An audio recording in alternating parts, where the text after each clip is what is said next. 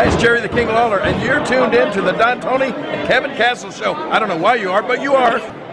Amazing, says some guy. These men have changed broadcasting forever.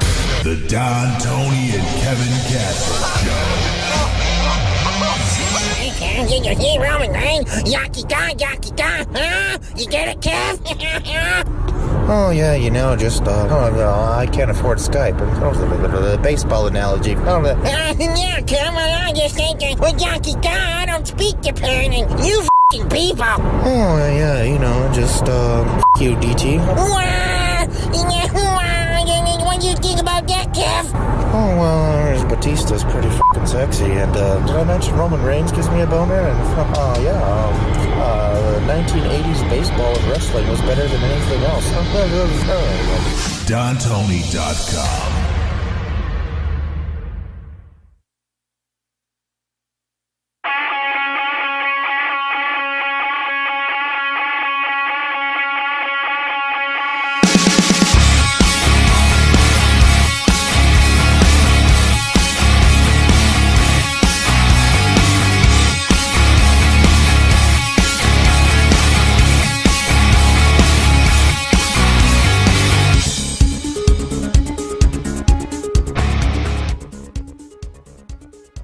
What's going on, everybody?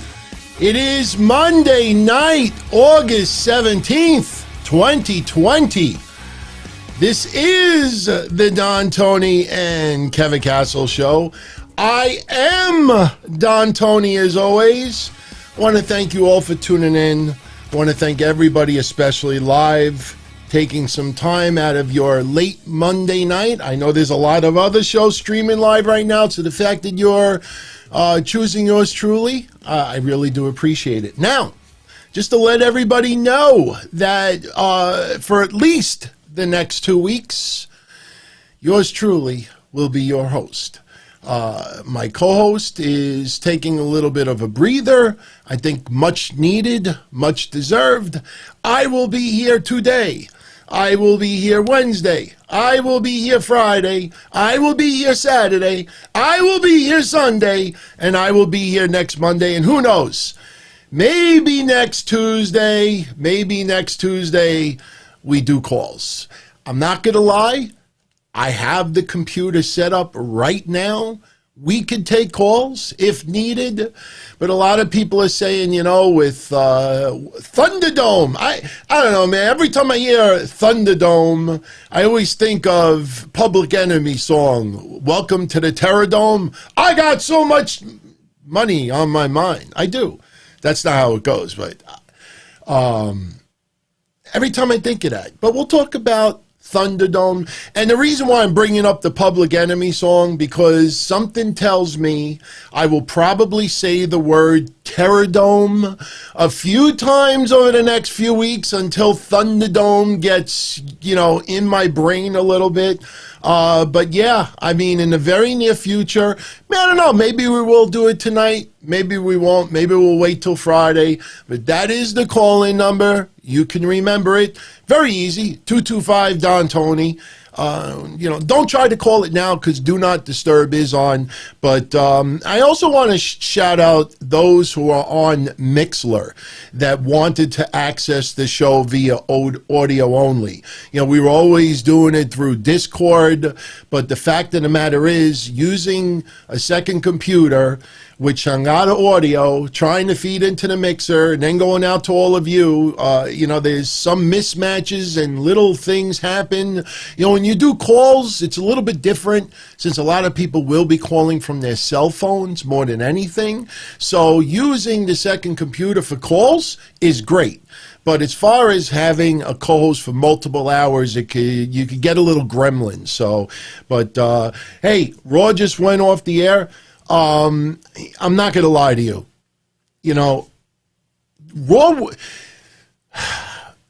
Raw is busy tonight. It used to be Raw is war. Some people would say Raw is bore. Raw was busy tonight. It was scattered. It was messy. I'm an adult male. I know a lot of you out there are adults too. We're not children. And I understand their product has to be kid-friendly to a certain extent. I hope you tuned into Friday's Don Tony show because I got into it pretty good detail. That TV 14 rating that you got Friday, I know people, oh my God, WWE's going to bring back Attitude. WWE's going to go TV 14 like AEW. No, that was a case where Fox got the show. They always get it beforehand because it's not live, and they deemed that the content was better suited for TV 14. As I said before, there's always a chance WWE could bring back some TV 14 content. Me personally, I don't understand why Hour 3 of Monday Night Raw isn't TV 14. It's 10 o'clock at night, Eastern Standard. I know it's different time zones, different areas of the world, but the idea is for the advertisers within the United States, you're 10 to 11 o'clock at night. You look at some of these other shows like Temptation Island and others, which actually air at that time, and you'll see some of the language and the content that goes on. My point is, for everybody out there that says, oh, WWE, they do late night. Why don't they do TV 14? Because they have advertisers, investors, a lot of parents, and a lot of important people to answer to. They're not going to just suddenly one day wake up and Vince is going to say, TV 14. It doesn't work that way. You have to go through a whole bunch of channels. That's what happens with a publicly traded company. Another company might say, you know what, let's just do it for a few weeks and see what happens. Now, Thunderdome, I know a lot of you have seen some of the photos. I think Ryan Sutton got a video of a couple of seconds of them building it. The Amway Center, and I like it because I could still keep my prediction.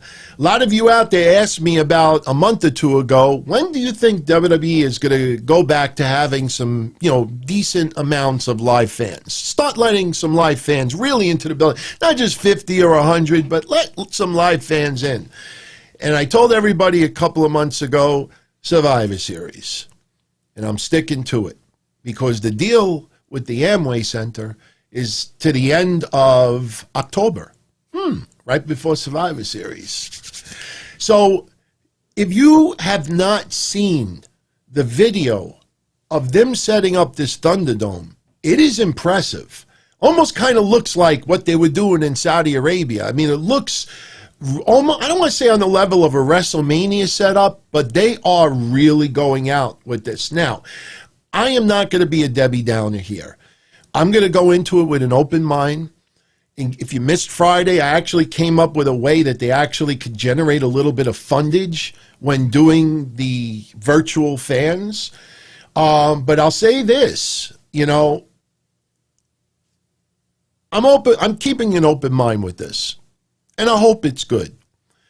The one thing, though, that keeps going through my head, and I have a feeling it's going through a lot of your heads as well, is you could make a beautiful set. You could put some virtual fans. They look like they're sitting in the arena, but they're really not. You could do live feeds. And as I did Friday, you got to be careful with that because some people may start going into business, maybe moon, maybe say some vulgar language. Who knows? Maybe they start plugging their own podcast. But the thing is this, if the set looks awesome and they use lots of pyro and they really go all out, I heard when the Fiend comes out, the whole arena is going to have this unique look to it. When Naomi comes out, and yes, she will have an entrance again, there will be this unique glow to the arena. And it's really, as far as the aesthetics, the look of it, it's supposed to be really impressive. A lot of people are really praising WWE with this. And I'm looking forward to it too. But I also have to look on the opposite side to it. And I use the example I used last week. You buy a can of Spam, all right? Now, it doesn't even have to be Spam. Let's say you buy a steak. You buy a decent steak. You know, you go to the supermarket, you know, you want to, you know, for your date, impress them. You go, you want to buy 2 really nice steaks. Problem is you don't have enough money. So you go in the bin where it's a few days past the expiration date and you get like 70% off. And you're like, you know what? That's the big deal. So you buy the old steaks, you bring it home, you open the pack. Oh my God, it smells like a goofy podcaster. Oh, it smells horrible. It smells like Don Tony. Ew. So what do? You maybe rinse it off, add a little bit of seasoning. Maybe you try to cover it up with some brown gravy, and then you put some mashed potatoes next to it, a little bit of garnish, maybe a nice little arugula salad on the side, and you might be able to cover up some of that stench. You might be able to cover up some of the oldness to it. But at the end of the day, you still have an outdated, old, smelly piece of meat that you're just trying to cover up and make look nicer. It's like a beat-up car that is all shot. The engine is shot, the brakes are shot, the suspension is shot, and instead of fixing the engine of the car, you turn around and say, let me get a paint job. Let me put a nice stereo in there, you know? So I personally think that WWE's got to amp up the quality. Retribution, I've been criticizing it the last 2 weeks, and I have come to a conclusion with this. The only part of Retribution that I am looking forward to, poor language, is the reveal. Because so far, every week of Retribution, it has been a joke. You know, I'm not going to dissect and I'm not going to repeat what I said last Friday and the Friday before and the Friday before that. But today, you know, you think, you know, you would try to take a step back. This is why you can't do storylines like this for WWE's, you know, content. Because you have to water it down so bad that it's almost like a Mel Brooks film, that it's satire. It's almost like a spoof. It's like a scary movie version of Antifa. Because you got Antifa invading the production booth. Now, common sense. You're not going to bash all the monitors. You're not going to bash the computer equipment. Even though it may look great on TV, you know, they don't have extra production trucks other than one backup. And they're not going to be like, $10,000. It was good. You know what? You know, it was good TV. You know, but now we got no production. We can't see what we're doing. So what does the Retribution group do today? I don't know if you saw it. They break monitors. They break all the computer equipment that is not plugged in.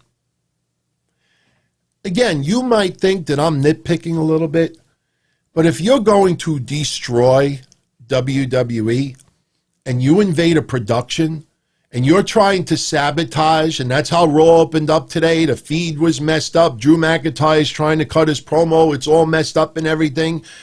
And we realize in storyline that Retribution is trying to ruin the feed. So what is the dopiest thing you do? You put a camera live inside the production booth. And what does Retribution do? They break everything that's not plugged in.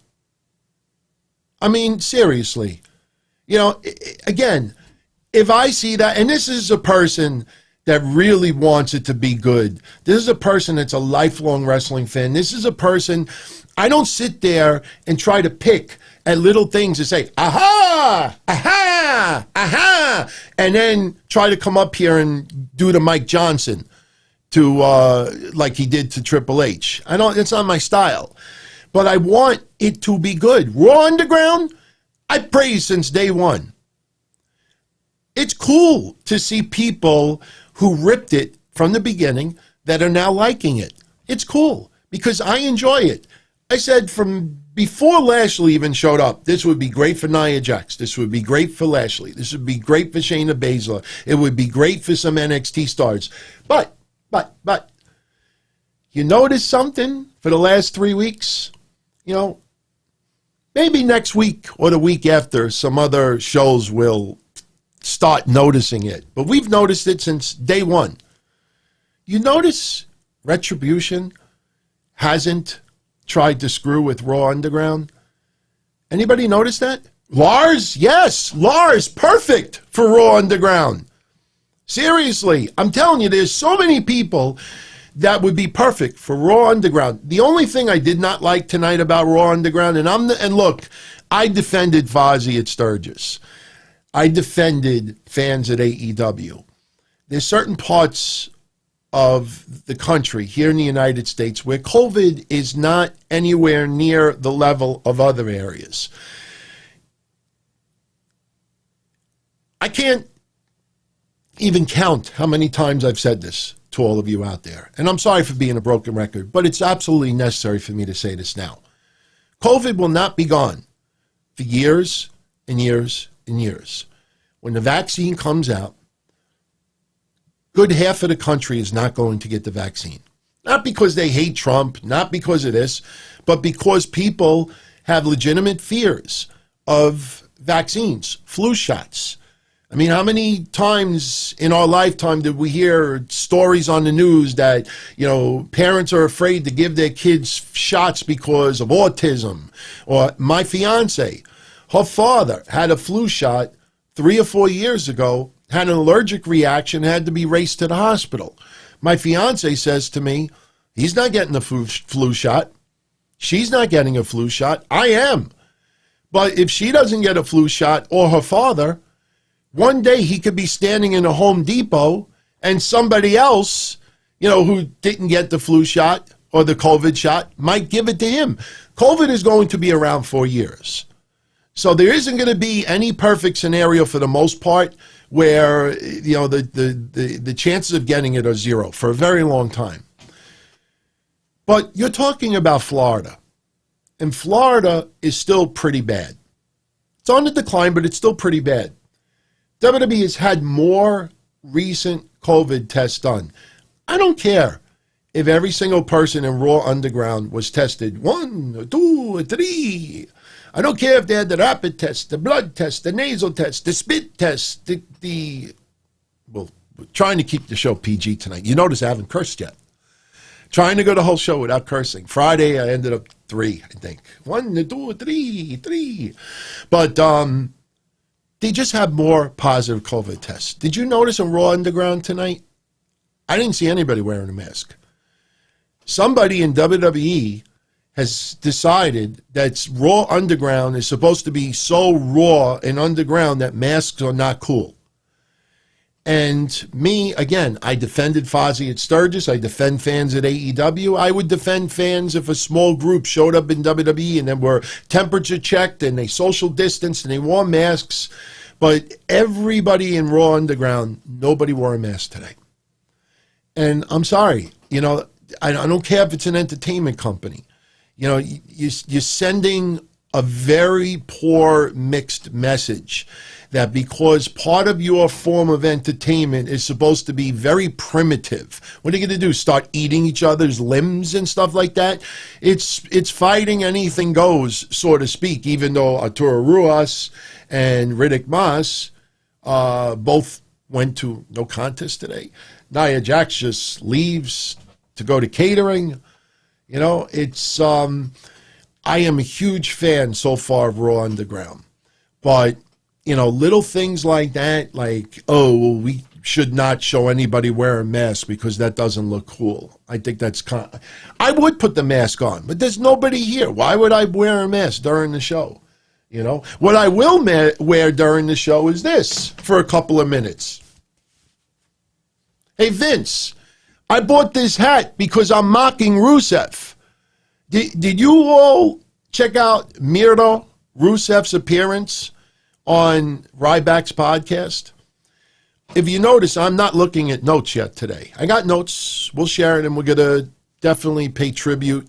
Couple of seconds, pay tribute to someone who passed away way too young. And it's somebody that you have heard me mention this man's name a few times over the years. And it's going to be a shock for some of you out there if you're not aware of it already. But Rusev Miro was on Ryback's podcast. And, look, when you get let go from the WWE, some people do exaggerate about things. Because if you notice for decades and decades, when somebody, you're fired, and they make some not so serious accusations about Vince, you see Vince never tries to clarify it. Vince never tries to correct it. Vince will never go on Twitter or social media and say, you know, that person is lying. That's not true. You know, he just keeps quiet. But when you see Aiden English and others coming out and saying, yeah, man, I remember when Miro said this, and it blew a lot of people away. Vince McMahon, when Rusev Day was really building, when Rusev was talking to Vince about taking it further, Vince McMahon actually made the claim to Rusev that the reason why the fans are chanting Rusev Day is to mock Rusev. Every single one of you out there that's ever purchased a Rusev Day shirt or a Rusev Day hat, because remember, at one point, it was the #1 selling item in WWE Shop. There are some brain-dead people out there that may buy merchandise to mock. I'm one of them. I just bought an AEW shirt that is so bad that I had to buy it. Just to, and honestly, I'm probably going to do the Hulkster on this show when I wear it. I'm going to wear it once, show everybody how ridiculously bad it looks, and then I'm going to, you know, rip it apart and throw it away. You know, yeah, I know AEW got my money, and that's cool, that's cool. But did we all buy Rusev merchandise to mock him? Or did we do it because we liked it, it was cool, Rusev Day was a thing? Vince actually told Miro that we were all doing that to mock him. Seriously, when I hear more and more things like that about Vince, you know, I don't wish any ill will on anybody, but that man really needs to pack it in seriously. Talk about outdated, spoiled meat. You know, he's just, you know what? Maybe deep down inside, Vince didn't believe that either, that he really knew that Rusev was over. But maybe Vince came up with that excuse because he did not want to push Rusev. He did not want to make this, you know, because remember at that time, it was all about Roman Reigns. It was all about Seth Rollins. It was all about some other players out there.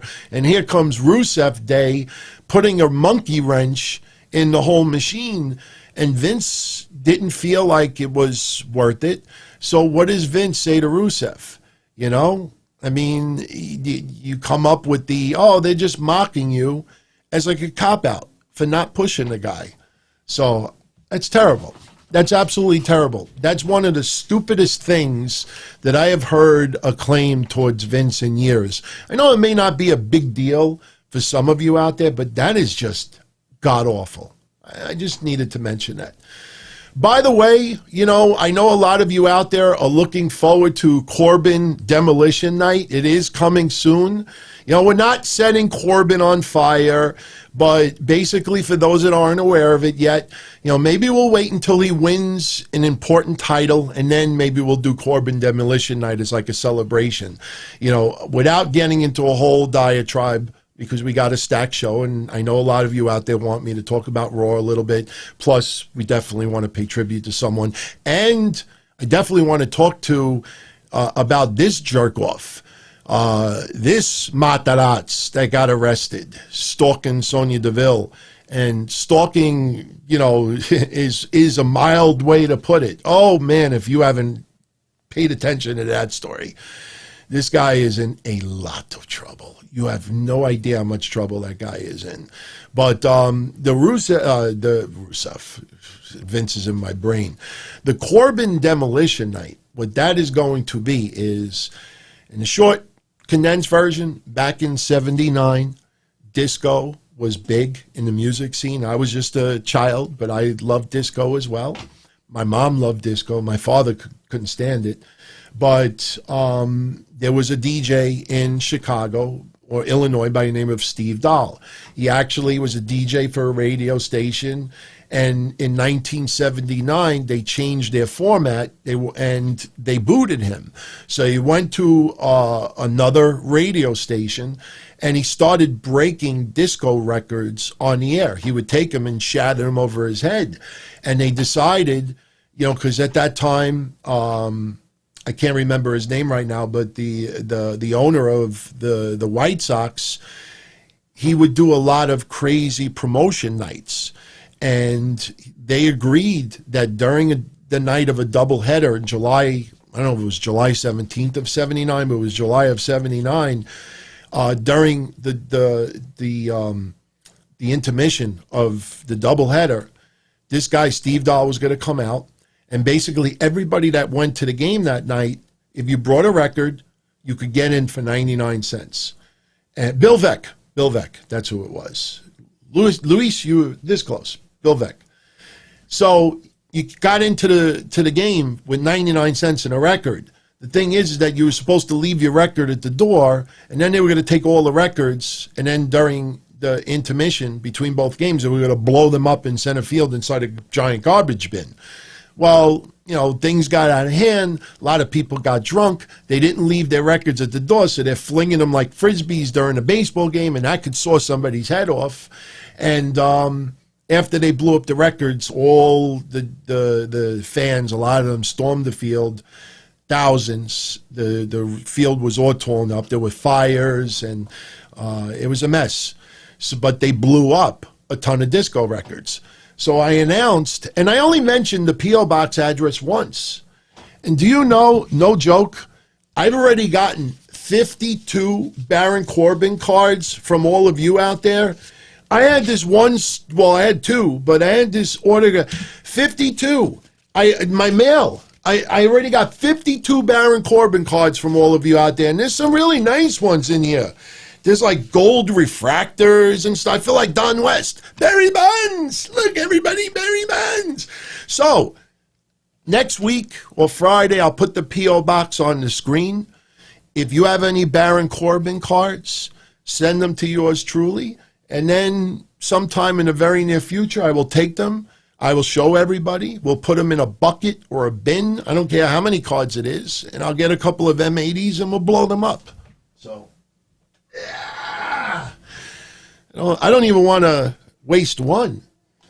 Barry Bonds! So, yeah, so Corbin Demolition Night. We're going to blow up Corbin cards. Our mission is to rid the WWE Universe of all Baron Corbin baseball cards. Lighthearted, enough physical threats. I ain't like this reject that showed up at Sonya Deville's house, breaking in and threatening to kill her and with a knife and mace and zip ties. That guy's in crazy trouble. Trust me, one day you're not going to find out. Oh, look on the news. Hey, that looks like de Blasio over there. He showed up at Corbin's house. He with zip ties. Trust me. We're doing it in lighthearted fun. Try to do something a little interactive, a little different. And I know there's some of you out there that are Corbin fans. I don't hate the guy personally. Just want to do something lighthearted, fun. It's legal. I won't get arrested over it. I won't buy Corbin merchandise. My God, I just bought a Matt Cardona shirt for AEW. I don't have the picture here, but if you haven't seen it yet, go on AEW store and just look up the shirt that they're selling to Matt Cardona and Cody. I actually bought it. It is one of the worst. I think the only shirt I think is worst that I could remember is when I got the Edge shirt. I was a big Edge fan back in the day, and I liked his shirts more than anything. And they came out with a shirt that said, everybody has a little bit of Edge inside them. But it was meant in kind of a sexual way. And I put this shirt on, and I looked in the mirror, and I said, man, I look like a goof. And I was like, I just spent whatever it was, $20 for this shirt. So, oh, no, this shirt, last week I had the little tribute. I told you I wanted to pay a little tribute to Sean Waltman. I'm still pissed off that people said that Sean Waltman shouldn't have been in the WWE Hall of Fame as part of the NWO. I think Sean Waltman definitely deserves his spot in the Hall of Fame as part of the NWO. Always wanted the 6 shirt when he showed up on Nitro. So I got the shirt. And, so Robbie, once again, my co-host is off for a couple of weeks. So you just got me. And by the way, once again, for anybody out there that is looking for audio-only shows that used to be on Discord, Mixlr is active. We have people on Mixlr right now. They're enjoying the show, audio only, so you're not forced to be on YouTube. You could go to Mixlr, and you can access the show that way as well. But, if you don't stay on YouTube, then I can't share your nice pictures, So, like this one. We got Saturday, the AEW tournament final for the Women's Tag Team Cup. And I'm not going to lie to you, man. It's not anything to do about women. It's not anything to disrespect AEW. But this tag team tournament cup that they've done so far has been very uneventful, very disappointing. Look, Brandy Rhodes works her butt off. Without a doubt, she works her butt off. But I challenge anybody out there, seriously, I challenge you to send me a match of Brandy wrestling, not when she's involved with 18 other women, but give me a match where Brandy wrestles, that she actually, in recent years, that she's actually put on a great match. I don't mind people that are working their butt off behind AEW rewarding themselves a little bit, and the problem with a tournament like this, what's going on with Tainara Conti's future with AEW? Was this to bring in for 2-3 matches and that's it? Everybody made such a stink about Ariane Andrew. I think that's how you pronounce her name. And, that one appearance, we haven't seen nothing else. You see this whole tournament, it just feels, like I said, I have nothing against QT Marshall. Who dat? But QT Marshall now owns the Diamond Cutter. This guy's with the Natural Nightmares. He's got Allie as a girlfriend. Next week, he's teaming up in a tag team match. And this guy is talented, don't get me wrong. And he's a big part of AEW behind the scenes. But this guy is on TV like he's one of the big top stars of AEW. And when you actually take a step back, of course Moxley gets pushed to a certain extent, Brody Lee. But, as far as people getting opportunity that maybe are getting a little bit extra opportunity, it always feels like it's people behind the scenes in AEW. Just my opinion. And Allie and Brandy, I don't care if Allie turns on Brandy next Saturday. I don't care if they have a faux pas in the ring, and then they split. I don't care. What is it going to lead to? They're going to face off in a horrible match. It's just, what is Dustin going to have to choose one side and QT is going to have to choose one? That's not, to me, that's not even a Velocity type storyline. And you do this tournament, you don't have women featured all that much on AEW TV right now, and I've defended that because of a lot of talents overseas that cannot compete in the States right now. And they're not going to sign people and commit to deals. It would be cool if they signed some people for a 3-month contract, 6-month contract, so it's not, but it takes 2 to tango. Maybe AEW has offered contracts to some women out there, and maybe they said, no, I want to be locked in for a couple of years or nothing. So, it goes on both sides. But this tournament, the way it was pushed, had the potential of maybe, for everybody out there that's been poo-pooing all over the women's division, AEW, here's an opportunity to basically shut everybody up. And in the end, you have the Natural Sisters, the Nightmare Sisters, whatever they are, they're in the finals for all of this. I don't know, man. I just feel that this tournament has been really, really shangada. I'm hoping Ivelisse and Diamante win it. It would be cool if they won it. But, you know, I'm not so sure. I'm not so sure. Now, quick programming note. Some of you may not be aware of part of this. Now, I've brought up the preemptions for some of the Dynamite episodes coming up. But AEW's actually added a little bit. I don't know if you noticed that on YouTube. They want as many people to not watch NXT on Wednesday at all. So this Wednesday, they're going to air part 1 of All Out starting at 8 o'clock. So that's on YouTube. And then next Wednesday, they're going to air part 2 of All Out from last year. And that'll air on YouTube. And then on September 16th, even though the NBA is going to be doing playoffs that Wednesday, after the playoffs are over, no matter what time it is, could go to triple overtime, doesn't matter. They're going to do a special 1-hour Dynamite. Now, the regular episode of Dynamite airs the next day. So how do you do that? I mean, if you watch Raw, SmackDown, Impact, MLW, AEW, and you have a show that is multiple hours, you know, when something is leading up for the second hour, you usually hype it up a couple of times throughout the night. Something happens during hour 1, you're going to mention it a few times to hour 2. My point is, if you only air hour 1 of that week's Dynamite, you know, you really have to change the commentary where it doesn't really lead into, oh, later on the night, you got this. And then you realize you don't get it until the next day for the full blown. I personally think it's probably going to be some type of highlight deal or best of deal. I just can't see it being just 1 hour of the episode that's going to air in its entirety the next day. Makes zero sense to me.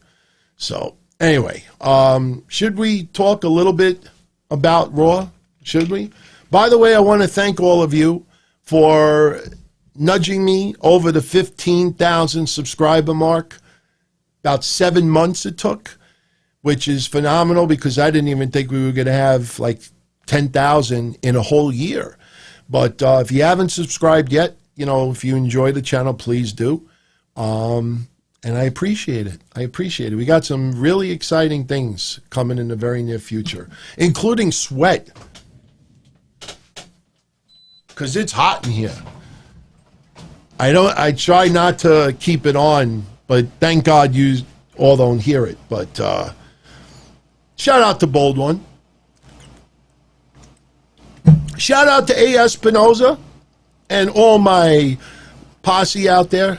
Want to talk a little bit about Raw tonight, and then we'll pay tribute a little bit to Xavier, which is just absolutely tragic. I mean, that's just, man, you know, talk about you didn't see that coming. Man, nobody saw that coming. That's rocking the wrestling world right now. We'll talk about that a little bit later. Let's talk a little bit about Raw because I know a lot of you are here for me to discuss that. So, Raw opens up tonight. No, I would not smoke weed live on the show. I don't even like smoking weed outside, you know, personally. I never like smoking weed. You get the munchies. In fact, I think some of you may actually remember it. It was like around 2004, 2005. Somebody bought me, I think it was called Chocolate Thai or something like that. And I smoked it because I got pain. I got really bad pain from my car accident.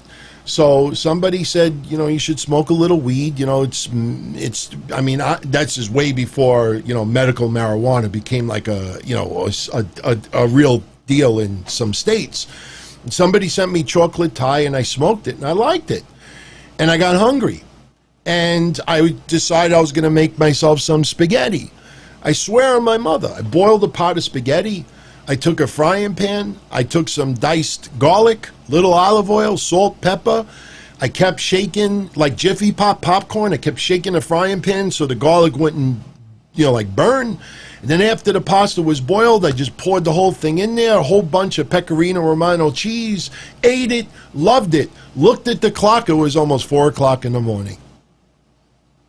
Will not smoke marijuana, man. Don Tony was stoned and making pasta gulagi at 4 o'clock in the morning. It is a true story, no joke. So anyway, Raw opens up, and I know we mentioned a little bit before, but Raw opens up. Technical difficulties. You realize right away that Retribution is in the house. His house. Was it to go? Hey, his house. So, house. Whatever. Raw was. Retribution was in the house. Why? How come I can't figure? I don't remember that. Anyway, Retribution's in the house. So much for that added security. And these people are funny, man. You know, God bless all of you that do weed every single day. I can't, man. Maybe I could now, but I can't. By the way, let me say this, because a lot of you out there definitely did not see this man wrestle, and I got to throw this out there because I see the chat room starting to creep in a little bit. When I said Xavier passed away, not Xavier Woods. I need to throw that out there. I know there's some people online that are playing clickbait, trying to play it off, and then you got some people that are just, because they know people are going to search Xavier Woods because they see, last night it was R.I.P. Xavier. And I saw some people out there, and trust me, I've been on the net since it was born. I was on the net back in the early 90s when it was just chats, and it was nothing like this. And trust me, I know when people are writing stuff just to get attention. And I saw some people writing, like, before anybody asks, the R.I.P. Xavier is not Xavier Woods. And the only reason why they did that was because people were searching Xavier Woods and they wanted their account to pop up. I would have had no problem when people did that if you would have at least paid tribute to the Xavier that did die. And to me, that was just ridiculous, man. So we'll talk about that a little later. So Raw opens up, technical difficulties. Drew McIntyre hits the ring. He's talking about Randy Orton and what he did to Ric Flair last week, and talking about Flair's age and what Randy Orton did. And again, they have this fascination about always bringing up Orton's feud with Foley, which was awesome. I liked it. Trust me, I remember it. But for some reason, Foley is, and look, I love Foley, but every couple of weeks, they always got to reference the stuff with Foley. Yeah, everything else, no, but the stuff with Foley. But, the thing is, I give credit to all of you out there who have written this all week, because I didn't even think about it last week. And you know what? I wouldn't mind if it ends up happening, but I don't believe it will. A lot of you said to me over the last week, like, DT, they might have turned the lights off, of course, because they didn't want, Ric Flair to actually take it if that's what they were trying to do. But they said maybe they turned the lights off because Randy Orton and Ric Flair are swerving everyone. You didn't see it coming. Remember what I said last week on multiple shows?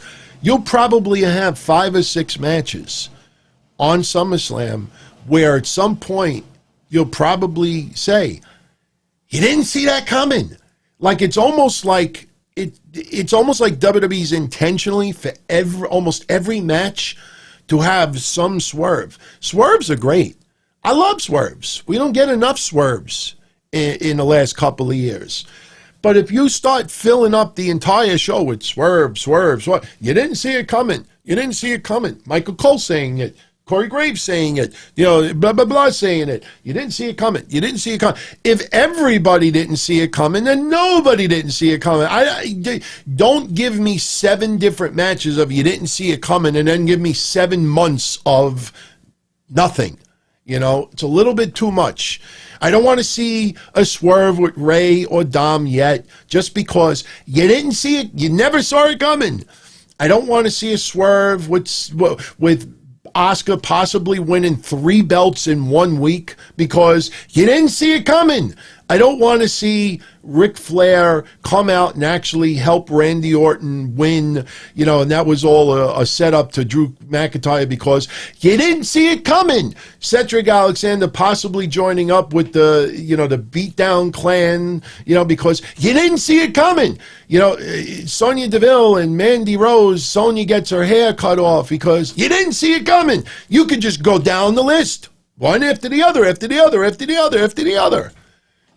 Shorty G ends up, turning on King Corbin. That match hasn't been announced yet, but you didn't see it coming.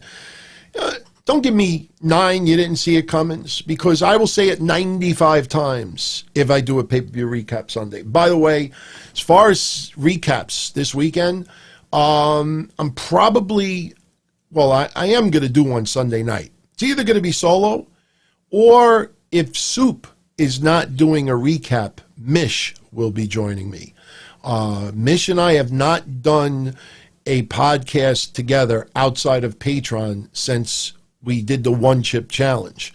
We keep that special, and of course we got Breakfast Soup this weekend as well. But there will be a pay-per-view recap Sunday. As of now, I probably will do a pay-per-view recap Saturday too. And remember, next week we got Payback, another pay-per-view. And then after that is All Out with AEW. So we got like 4 pay-per-views in such a short amount of time. You didn't see it coming.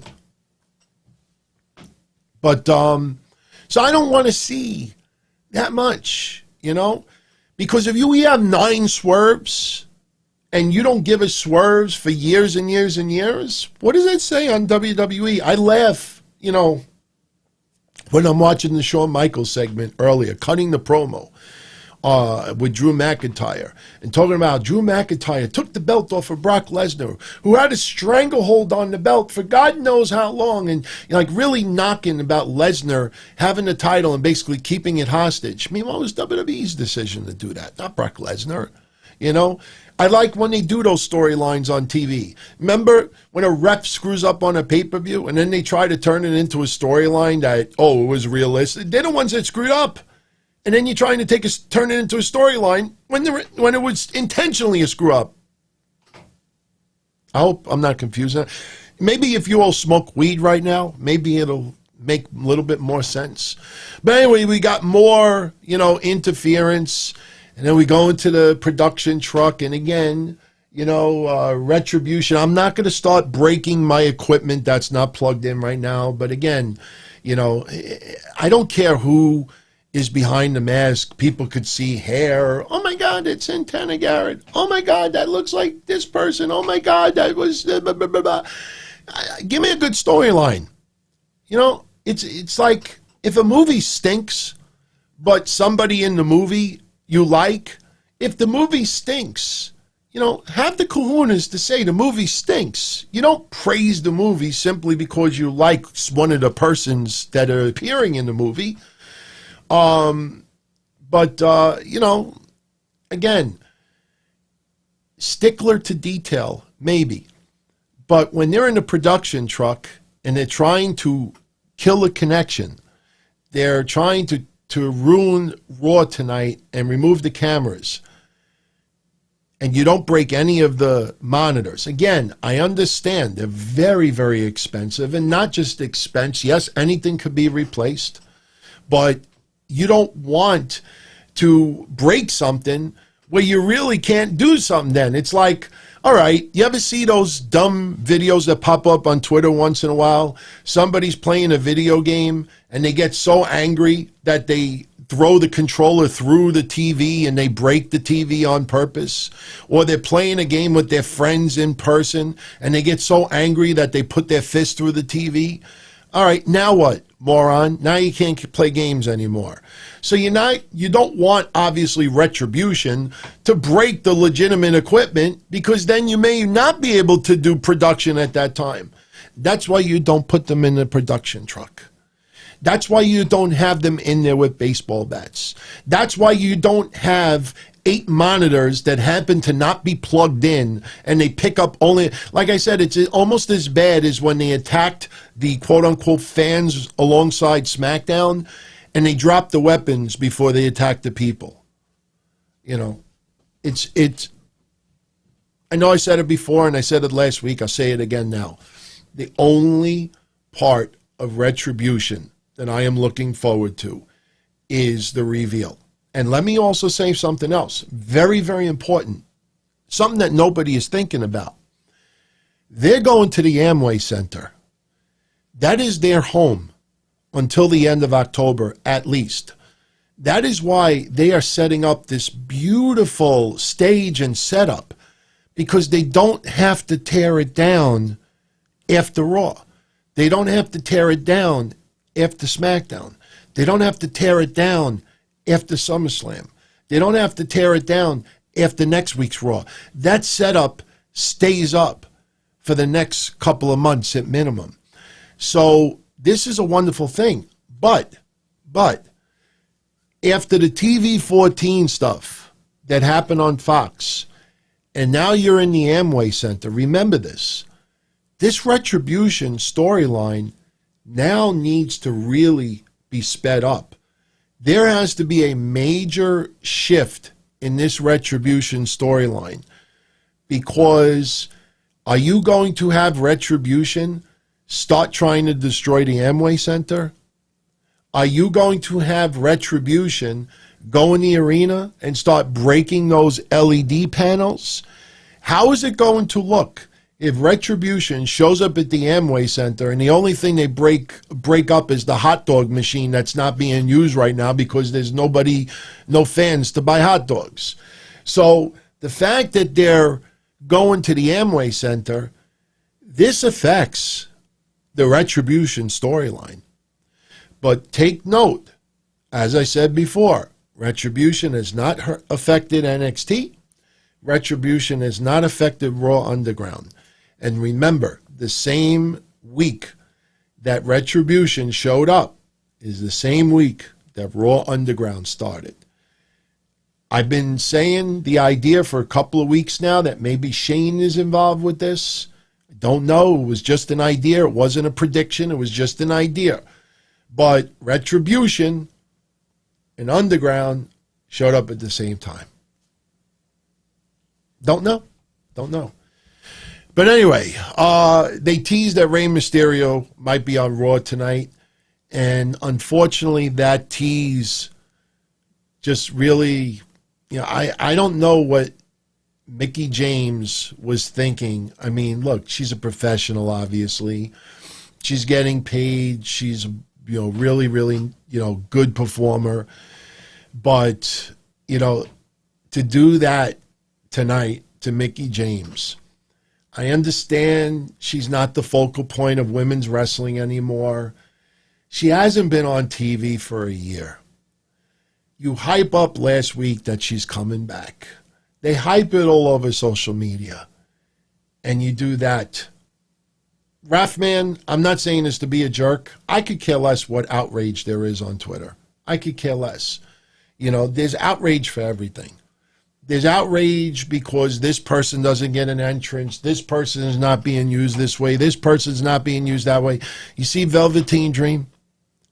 A lot of you don't know this. I'm going to cover it Wednesday, but I'll give you a little teaser now. Triple H did an interview. I don't know if it was at CBS Sports, but he did a very big interview. Velveteen Dream was brought up. And Triple H says in the interview that the reason why he's not been on TV is because of the car accident. When they brought up the accusations, Triple H reiterated that they take these accusations very, very seriously. But Triple H said they looked into it very thoroughly and there was nothing. All right? There was nothing. Now, again, you got a publicly traded company. You have a company that is very, very, everybody has eyes on it. And there are actually people on social media that think that because Velveteen Dream is talented, that somehow WWE just swept this under the rug. When you're dealing with 14-year-olds and 15-year-olds, look, cloud chasing is not acceptable no matter what age you are. But I also let it go with very young fans because they don't understand forensics. All right? All of us. Science was my worst subject going to school. I hated science. The only time I liked science is when we dissected frogs and body parts, and then we all collected them and threw them at our rival, schools on the bus. We'll talk about that another day. But the thing is that there's a lot of forensics involved that I guarantee you 13 and 14 and 15-year-olds don't understand. And you could sit and watch forensic files all day long, binge watch it 10 times over. 13, 14, 15 years old, you do not understand forensic files or forensics. You don't understand how things could be tracked back. How people think that if you delete a text, that it's gone forever and can never be brought back. I threatened to blow somebody's brains out in a text or an email, but I deleted it, and I had the other person have to go hack somebody's computer and delete it. Oh, that's the end of it. So how does they still get in trouble? They don't understand it. Why am I bringing this up? Because already you have social media in an outrage that accusing WWE of sweeping this under the rug, trying to tell them to complain to sponsors, complain to advertisers, push until Velveteen Dream is fired. Now, tell me, all of those people on social media are in outrage right now. Tell me the investigation and the forensics that they did that made them convinced that Velveteen Dream actually did something. Explain to me that the people that accused Velveteen Dream, why they never went to law enforcement at all and lied about it. So when you tell me about social media and an outrage about all these different things, I don't care. I honestly don't care. Social media is just whack. And we're trying, I made a concerted effort. I told you Friday. We're not talking about those people anymore. We're just us. It's as if they just moved to another country and we don't have phone communication and all the electricity's off over there. We don't talk about them anymore. No more. So, Neil Ray. Alexander turns heel with MVP, or Orton wins tag title. Oh, God, I see what you're saying. Well, we'll get to Cedric Alexander in a second, Neil. But I like where you're going with that. But anyway, before we get to Cedric. So, again, social media outrage. These people are angry because they didn't get the outcome that they insisted. They are insisting that something be true because they want it to be true. And that's why I stay away from social media. Plain and simple. Viking Raiders, Mustafa, Cedric, a whole bunch of people are in the back, and they're talking about what went down with Retribution in the production truck.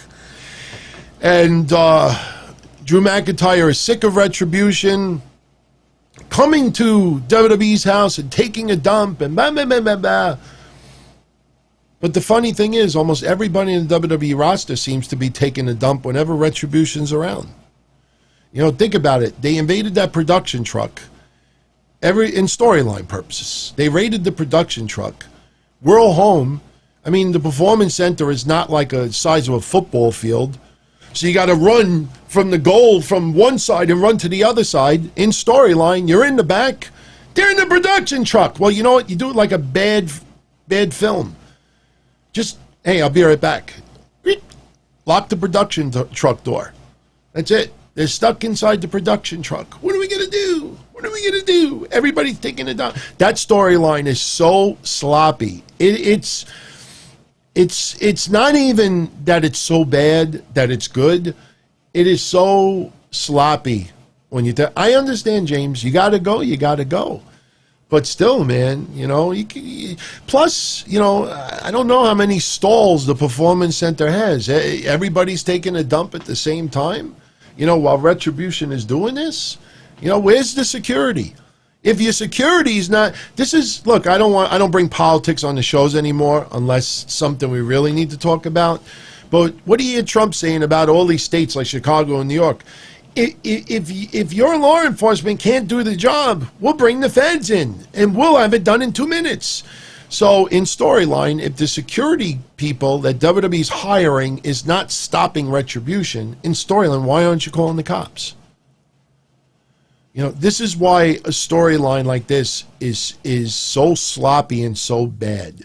You're going to do something like this. And the funny thing is that you'll have someone in WWE try to justify it by saying that we're making these Antifa-like people look so ridiculous as a reflection of how ridiculous Antifa is on TV.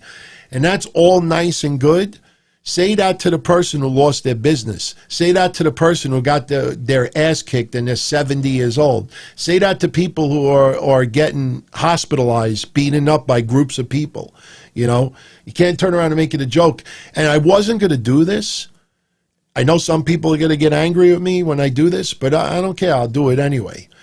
If WWE really wants the Retribution storyline on TV to maybe be a little bit more realistic and actually look like that it's believable on TV, maybe they should hire this guy. That guy knew what he was doing. It's messed up, but, you know, call up that guy. Let that guy run Retribution, and let's see how it comes across on TV, right?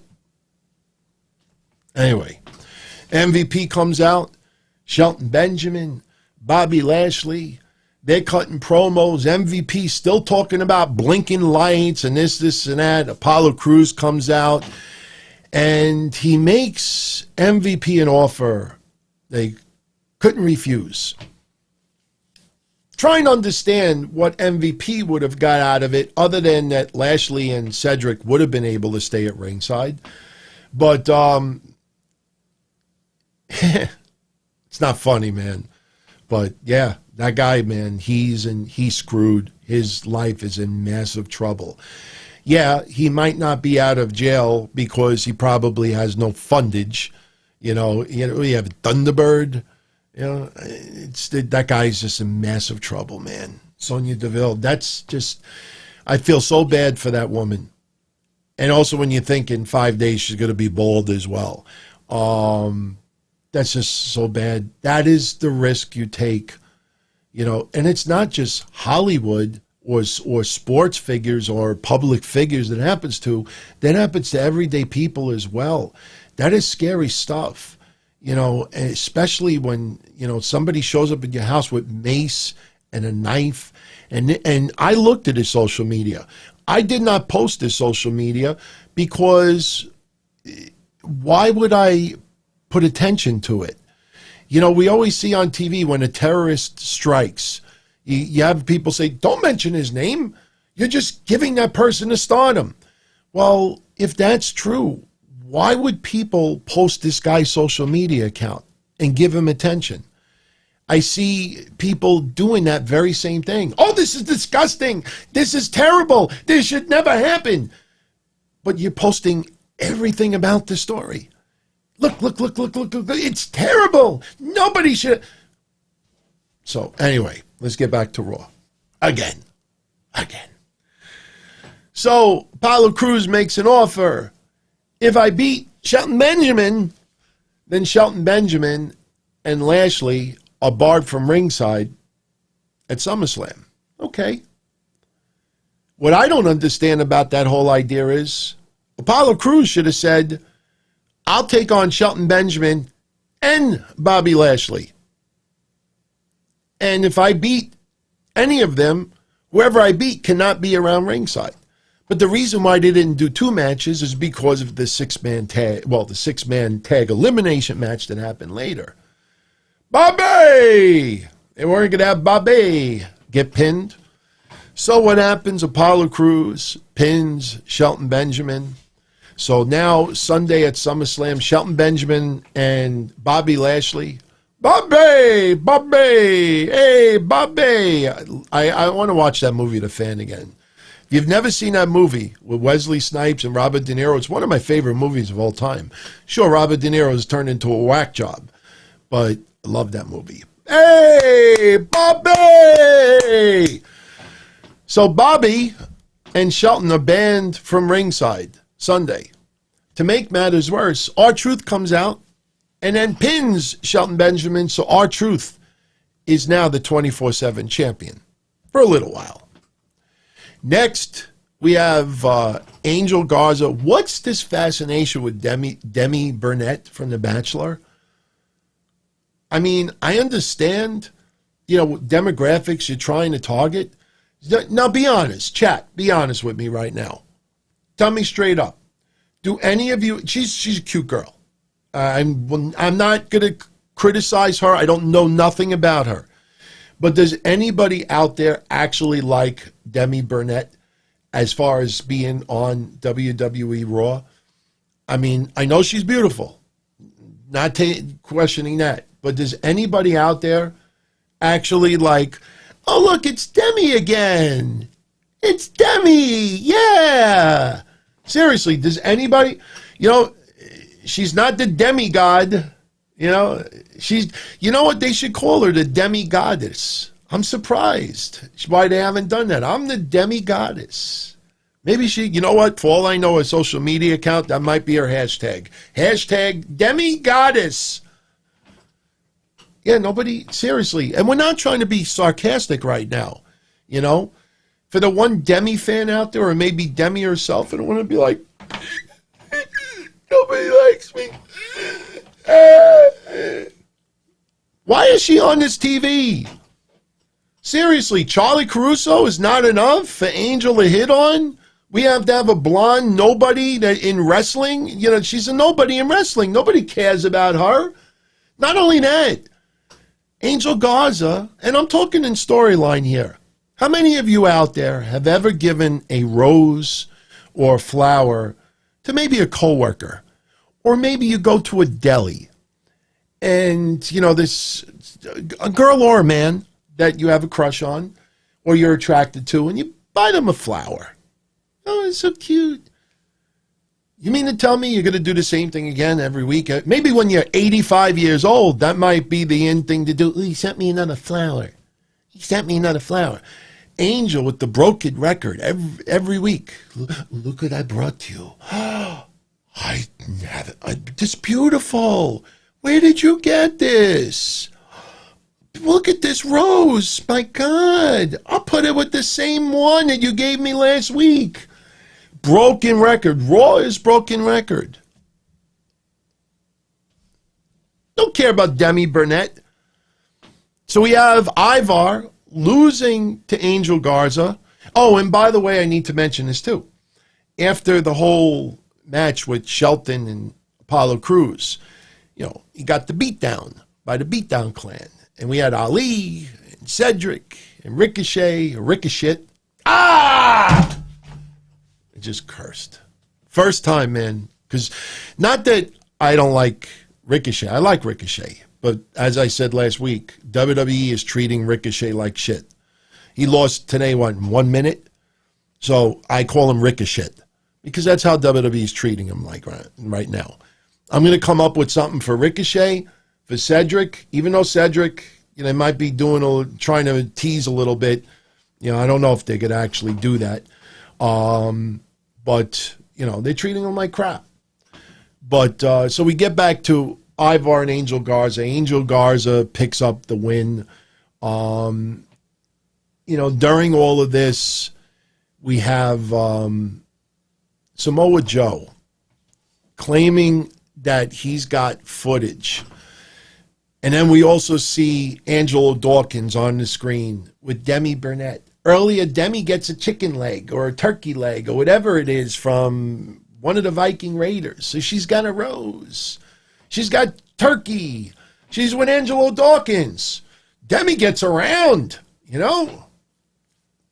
What is she like, the Raw guest host?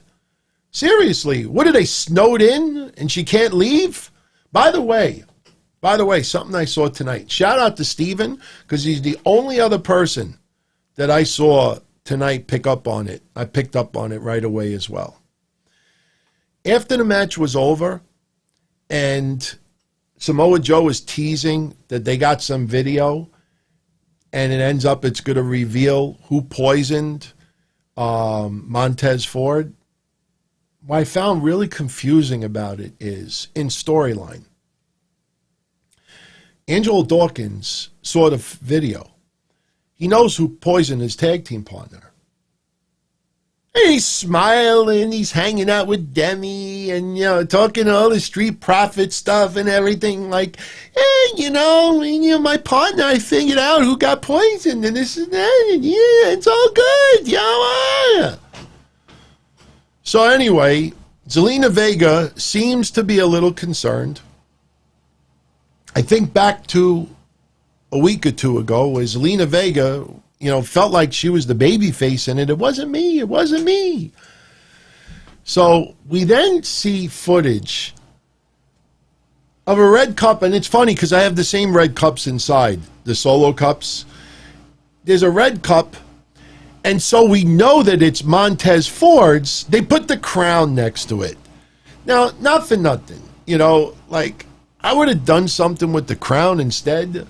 But because the crown is next to the cup, and we don't even see because they're not going to, again, remember when I said they'll never do Attitude? They may tease Attitude, but they'll never do Attitude. They just tried to do a storyline where somebody gave somebody a Mickie, slipped a Mickie, or maybe, something else. If you look at the video when they showed Zelina Vega next to the cup, did you actually see her like a Bad Forensic Files episode? Did you see her actually pour something in? Did you see her mixing it? Did you see anything? No, all you saw was her back for a second, and then she looks this way and then leaves. And I'm like, first of all, that footage doesn't show that she did anything. Second of all, which was hilarious, is if you go back to that night when Montez Ford got drugged, supposedly, pretty weird. Zelina Vega's outfit that was on that security footage is not the same outfit that she was wearing when Montez Ford got drugged. How do you make mistakes like that?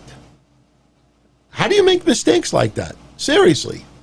I know, again, might be nitpicking, but there's no excuse for stuff like that. If I notice it and you all notice it and you keep doing that crap, this is the reason why the ratings keep going down. It's not just any one person or any one storyline. It's a culmination of stuff. When this sucks and this sucks and this sucks and this is sloppy and this is sloppy and Retribution is breaking equipment that's not plugged in, dropping their weapons before they beat anybody up, have a chainsaw, and instead of trying to destroy the whole building and storyline there, beep, with a rope, beep, with a rope, beep, with a rope, beep, with a rope, beep. Seriously, yeah. This is what it looked like. Here's the ring rope. I don't have anything to cut it with, but they were like, oh my God, I just broke the rope. You take that week after week, and now you're going to do Thunderdome, Terrordome, whatever it is. I like the concept. I like the setup. But what are we going to get? Nice looking crap? Crap. What are we going to get? If the storylines are terrible and the ratings keep going down, we're going to, for 1 week, some people be like, oh, this is pretty cool. This is pretty cool.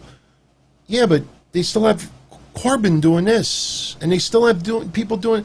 So they have to improve the quality.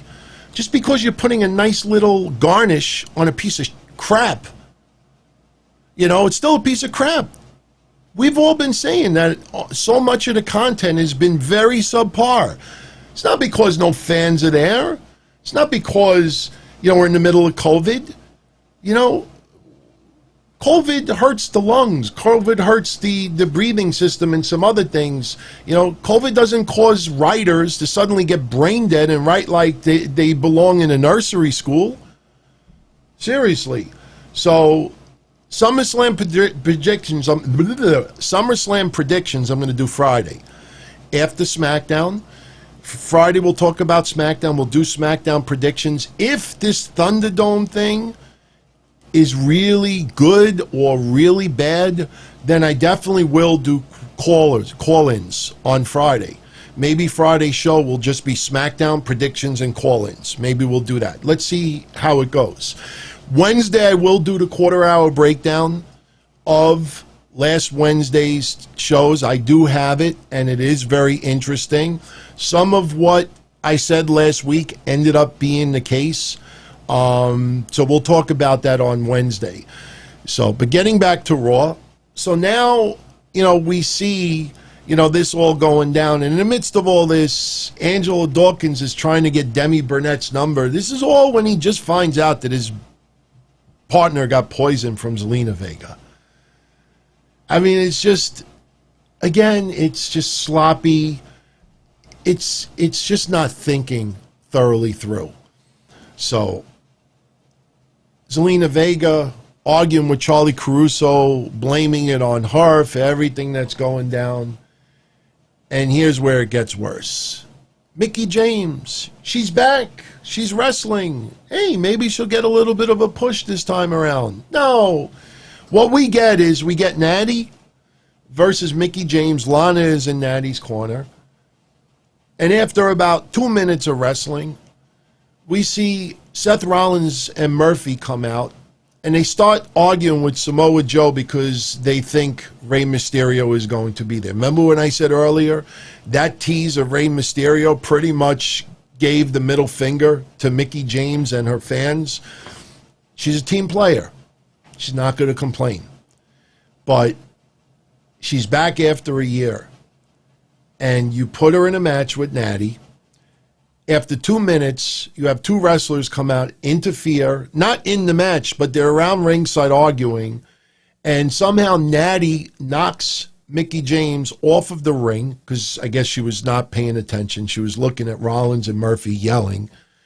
Natty knocks her off the ring. She gets counted out. So Mickie James loses by count out. Bratty Natty. Remember when I said that? Bratty Natty? I'm telling you, if fans were back in attendance, they would have went with Bratty Natty. I'm telling you. I could just picture them with the WWE Universe. Bratty Natty. Don't call me Bratty. Bratty Natty. Poor Mickie James, man. But look, counting out in the ring is like the consolation. It's like you have a bad first date with someone, and you're like, oh, I'll call you tomorrow. And you really have no intention on calling the person. You're just like, get me out of this car, get me away from this person as quickly as possible. But, you do like a decent thing, and you give the person a kiss on the cheek goodnight. Like, look, I hope we talk again soon. And you leave professionally. That was like the consolation of Mickie James. Like, oh, you're going to lose in 3 minutes. But we'll let you get counted out and not actually pinned. So we'll blame it on, Rollins and Murphy. So it's like an asterisk. Like, she didn't just get pinned, but at the end, this is garbage. We're 1 hour in now, and I think we had 9 minutes of wrestling. For real. Bayley and Sasha Banks hit the ring. They're talking about SummerSlam. Bayley even offers to take on Asuka first, and Sasha could have whatever's left over of Asuka. I'm telling you, I see the storyline two different ways, and I talked about it on Friday. It would be interesting if Asuka ends up with 2 belts. Be interesting if Asuka ends up with no belts. It'd be interesting if Asuka ends up with 3 belts, because Payback, Sasha and Bayley have to defend the tag titles. So in 1 week, they can go from having all the belts to none of the belts. And I could just picture that scenario where they're looking at each other like, what happened? What happened? And then they start blaming each other. There's a couple of ways they could do it, which I've already talked about. But makes you wonder, would you want Asuka and Shayna Baszler as tag champs? I don't know. But Asuka and Shayna Baszler ended up beating Bayley and Sasha Banks tonight. And we had Bayley tap out to the Kirifuda clutch. I call it Kirifuda. And, Shayna had it locked in one time. Sasha Banks tried to break it up. Then we had Asuka. And that's another thing, too. I don't know if you notice it, but WWE referees are more and more acting like AEW referees. You see, what's his name? Jack Doan. Is that his name? No, that's not his name. Whoever the referee was in that match, when you see Sasha interfere and then Asuka hit the ring and then they both go outside the ring, go look at the ref. Anybody remember the ref's name tonight? Isn't that the one his son was Nicholas, the tag champ with Braun Strowman? You know, but I think that might have been him. But if you go back and you watch it, with all that interference, instead of like, you shouldn't be here, he's just like,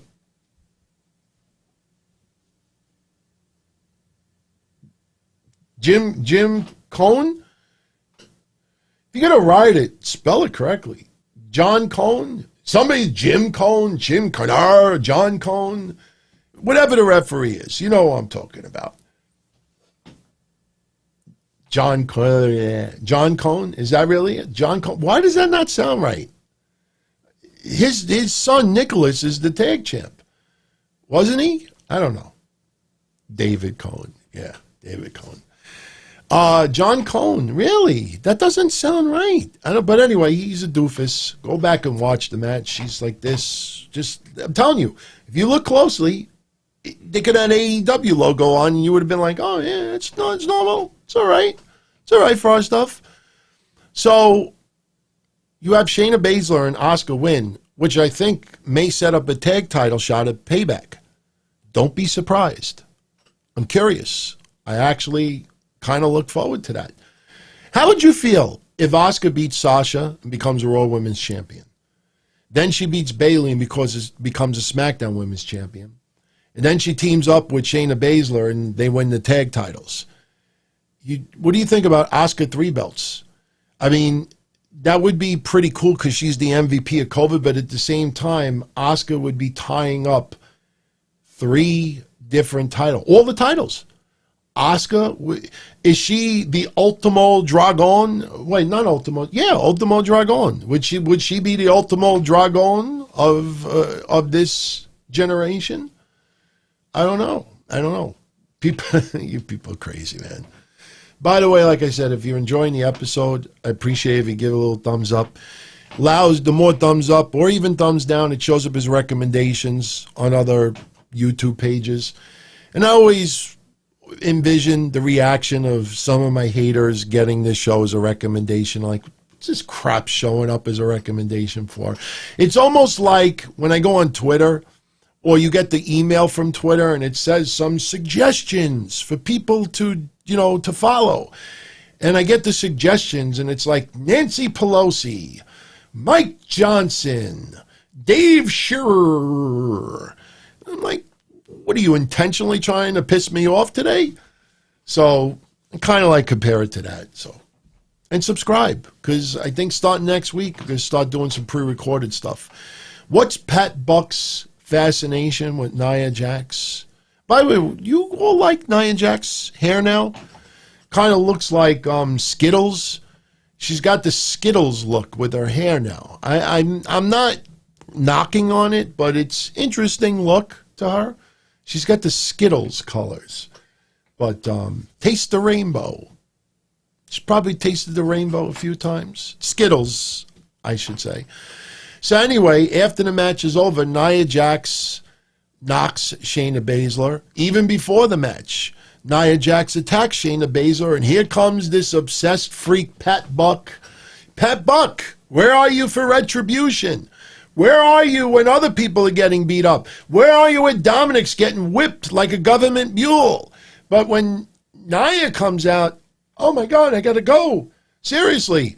He could be on the phone making dinner reservations. He could be on the phone saying goodbye with one of his loved ones that's in the hospital with COVID.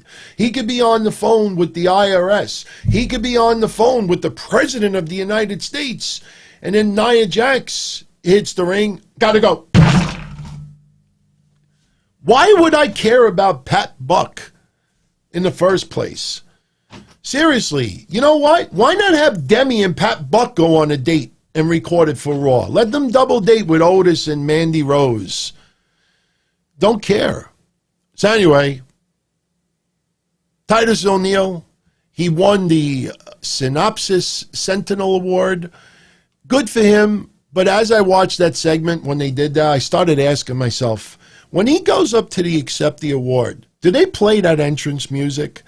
Seriously, when you accept like a really serious award and you hear that music, you know, the primetime players, I'm like, if I was him, I'd feel pretty embarrassed. You know, I was just curious. I only cursed once tonight. Hopefully I don't curse again. If I do, I do. So Apollo Crews, for some reason, it took him 35 minutes later to thank Ali, Cedric Alexander, and Ricochet. And earlier, after the Beatdown Clan was interrupted by those guys, and that was another thing that was horrible too. Let's be honest. You have MVP and the Beatdown Clan getting beat down by Cedric, Ali, Ricochet, coming to the save of Apollo Crews. And MVP is so angry that we challenge you to a tag team elimination match. You're that angry, and let me challenge you to an elimination match. I want to get revenge on you. I can't stand you. I hate you. You interrupted myself. I challenge you to a respect match. I'm like, you know, and the elimination match, you could tell from earlier that this was all designed for Lashley to end up on top. Because if you weren't going to have Lashley end up on top when everything was said and done, you would have had Lashley be involved in the match with Cedric earlier, because that would have made sense that if they both lose to Apollo Crews, then neither one of them is allowed at ringside. But I think Lashley versus Apollo Crews may be the next feud after Apollo Crews retains Sunday. So that's that. But anyway, Crews thanks the guys. He can only have two partners in the match. He chooses Ali and Ricochet. Almost said it. And Cedric is like, you know, why not me? And, you know, he's like, all right, that's cool. And MVP's trying to, like, tease him a little bit later. Gentle on James, you're a nut job, man. Gentle on James wants to let everybody know that, you know, I'll let you all see it for yourself. You know, I should have had this stuff handy from earlier, but yeah, let me pull this up. Let me see. Why is it not pulling up? Oh, I know why. Okay. All right. Yeah, here it is. He wants to let everybody know that he is pitching a tent, but he's not camping. So, gentle on James. Guy's a character. Thank you, James. That's funny. Pitching a tent, but he's not camping. So, anyway. So, Cedric's not in the match. MVP tries to stir it up a little bit, you know, trying to tease that maybe Apollo Crews doesn't have faith in Cedric Alexander, and that's why he didn't pin him. Kind of like wanting Cedric to join up with them. Cedric's not having any of it. But, you know, we see later on Cedric Alexander, he ends up actually shutting up MVP indirectly, but then gets shut up at the same time. Shawn Michaels with McIntyre in the back. And Shawn Michaels is basically, you know, talking about McIntyre winning the title and everything with Randy Orton. And, you know, look, Shawn Michaels was there tonight to confront Randy Orton.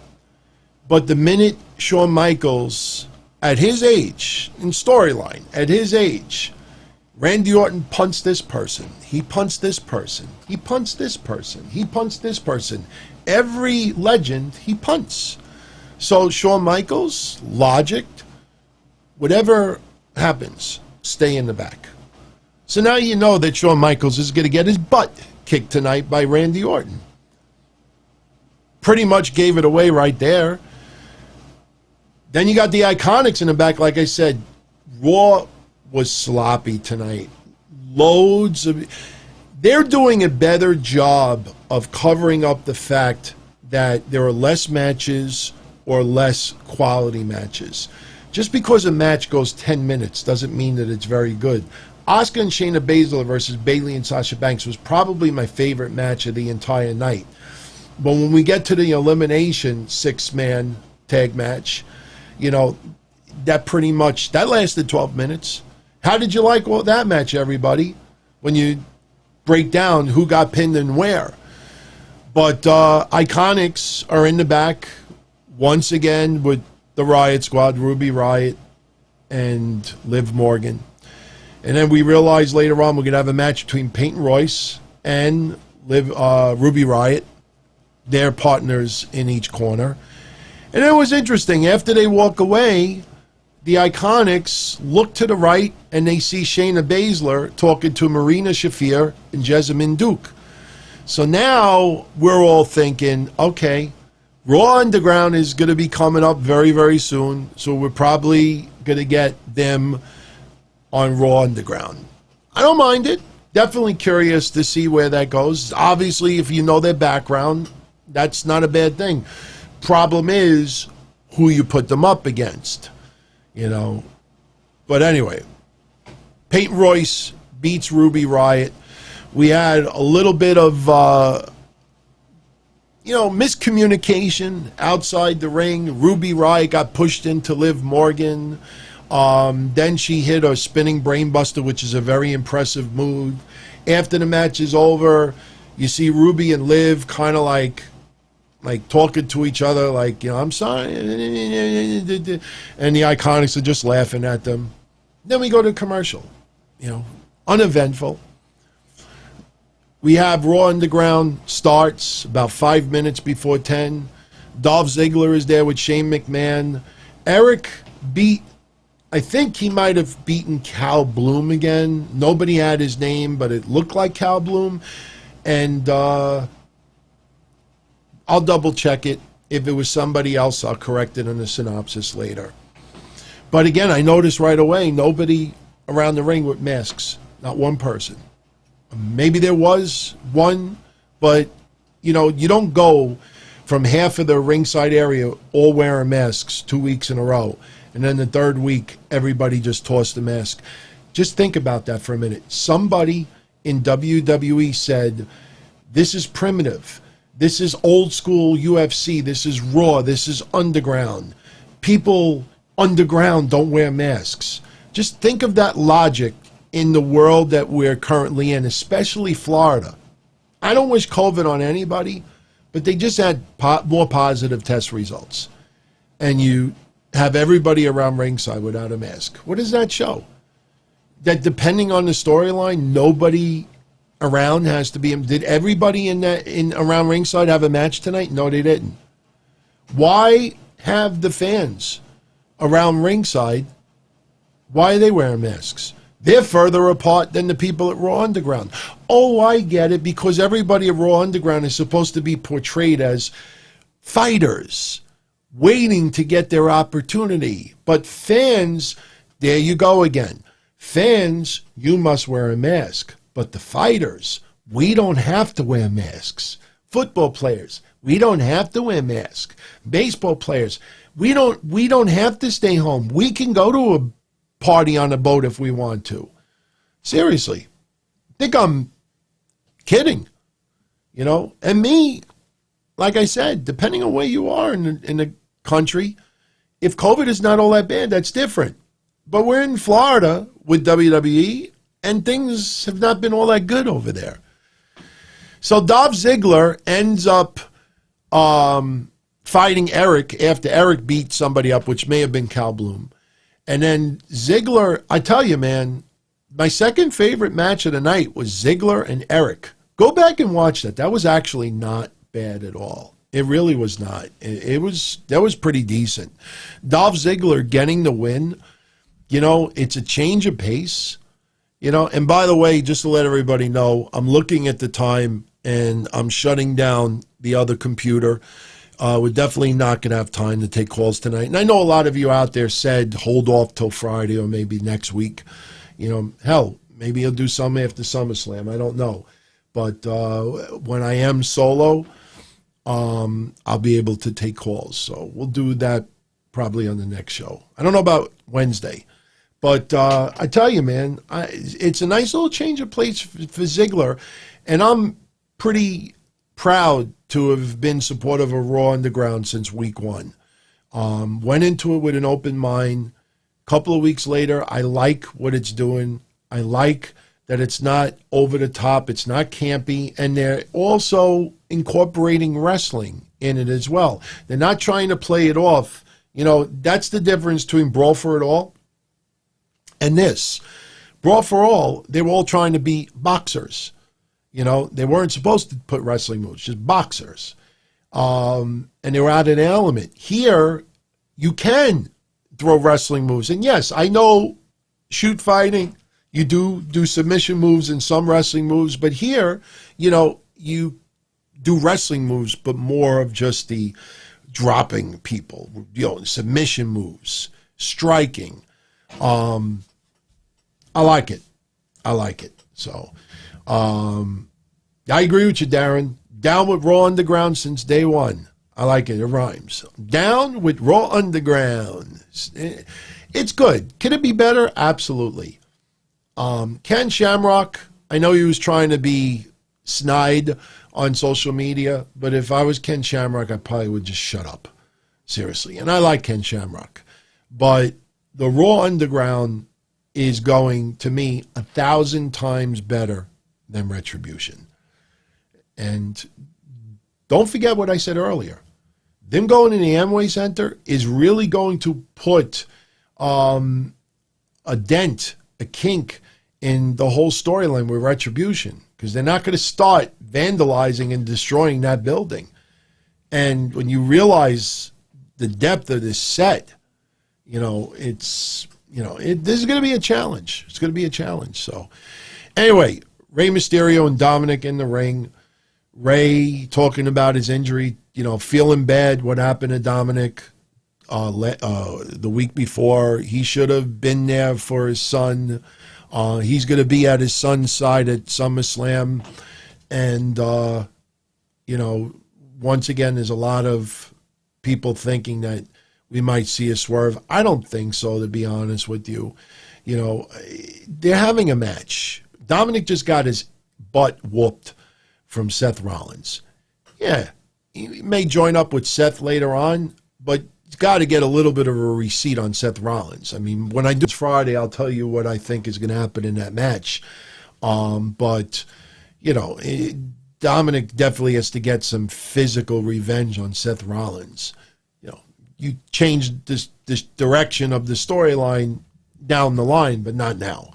So I don't think it's one of those, you didn't see that kind. I would be shocked beyond belief. It wouldn't make sense. You know, you want someone to join you up, you don't whip them to the point of, you know, yes, some of it was makeup, but still, you don't do that much. So now we get the 6-man tag elimination match. MVP so angry, he wants to have an elimination tag match. So, Ali, Ricochet, Apollo Crews, Cedric's on the sidelines. All right, Ali's back on Raw. Ricochet getting a little bit of spotlight. Ali loses in a minute and a half. Gets hit with the Dominator variation from Lashley. So Ali's out there, 1 minute. Hey, you got paid. Blah, blah, blah, blah. Shelton Benjamin then eliminates Ricochet about 2 minutes in with the pay dirt. So in 3 minutes, Ali, Ricochet hit the showers. Go to commercial. Apollo Crews eliminates Shelton Benjamin. Then after Shelton Benjamin gets eliminated, Cedric Alexander appears out of nowhere, rolls up Shelton Benjamin, and wins the 24/7 title.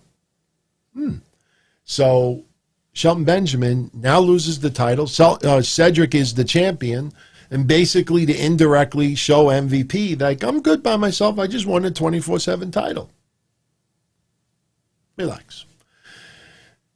Next, you have Apollo Crews eliminate MVP, and then it comes down to Lashley and Apollo Crews, and then Lashley basically hits Apollo Crews with the spear for the win.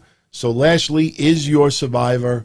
You know, for me, like I said, the next storyline, the next feud will probably be Lashley versus Apollo Crews for that championship, which is fine. I actually think that would be a pretty damn interesting feud. You know, it'll be a little extension, and who knows where it hybrids as far as storylines go. We go back to Raw Underground. Well, before we get to Raw Underground, Shayna Baszler, Marina Shafir, Jessamine Duke, they're talking to Shane McMahon. And you could tell that they're pitching the idea for Shane McMahon to let us go to Raw Underground. So then we get a 24/7 match. For some reason, Shelton Benjamin, yeah, I'm good. So I'm going to have a 24/7 title match in the ring right after I won the belt. He takes on Akira Tozawa. And he beats Akira Tozawa. So Shelton, he lost the title early on. He basically does to Cedric Alexander what Cedric did to him. Shelton Benjamin shows up, rolls up Cedric Alexander. We opened up Raw with Shelton as the 24/7 champion. We ended Raw with Shelton as the 24/7 champion. I got news for you. I think Shelton Benjamin and Cedric Alexander would be a pretty interesting tag team. For real. Don't know if that will end up surfacing in WWE, but who knows? So we finish up with Raw Underground. Marina Shafir, she beat, I believe it's Brandy Lauren. That's who I believe it was. And Jessamine Duke, she's in that ring, I guess you could call it, with Marina Shafir after the match is over. And she gets knocked out of the ring by Nia Jax. Shayna Baszler, pissed off, especially what happened earlier with Nia Jax, going at it with her a little bit. Jessamine Duke knocked outside the ring. Shayna Baszler hits the ring. She challenges Nia Jax. They ring the bell. We think we're getting Nia versus Shayna Baszler, Raw Underground. And no. Nia Jax just gets up and leaves. And you have Shane McMahon like, wait. The only rule is you got to fight. She just leaves. So we'll probably have them go at it next week, which will be interesting, to see what is different as far as what they do inside the ropes and then Raw Underground. But I like it. No problems with it. Andrade loses to Montez Ford. Montez Ford, pretty angry. I kind of wish his tag partner would have been somewhat angry earlier in the night when you think about the revelation of that, yes, somebody was poisoned by Zelina Vega in storyline. But we then get Bianca Belair. She comes out, and Zelina Vega actually tries to dive onto Bianca Belair, and Bianca just splashes her. And then you got Montez Ford distracted. Andrade gets the win. Now, to be honest with you, the only reason why I didn't like this is because Bianca Belair was angrier at Zelina Vega when Zelina Vega was denying it. But now she has confirmation that Zelina Vega did it, and she does one splash, and that's it. It was just, when you're going to show up at somebody's house, which they never acknowledged on TV, and you do what you did a couple of weeks ago, and Zelina Vega is literally begging for her life, so to speak, in the ring. And now you finally learn. You just think about that for a minute. Like somebody is denying to you that they, got somebody seriously ill. And you are angry and you want to get revenge and this and that. And the other person's like, I didn't do it in storyline. And then you find out that they did do it. And you only hit him with one move. And honestly, like I said, Zelina Vega tried to dive on her. I don't know, man. I don't know. It's kind of crappy. But then we get the segment with Shawn Michaels, basically, reading the riot act to Randy Orton about Shawn Michaels, talking about the match Sunday with Drew McIntyre.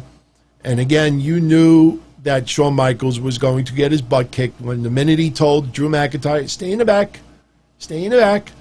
So Shawn Michaels ends up getting punted, gets RKO'd. Then Drew McIntyre comes in. Randy Orton hits him from behind a few times.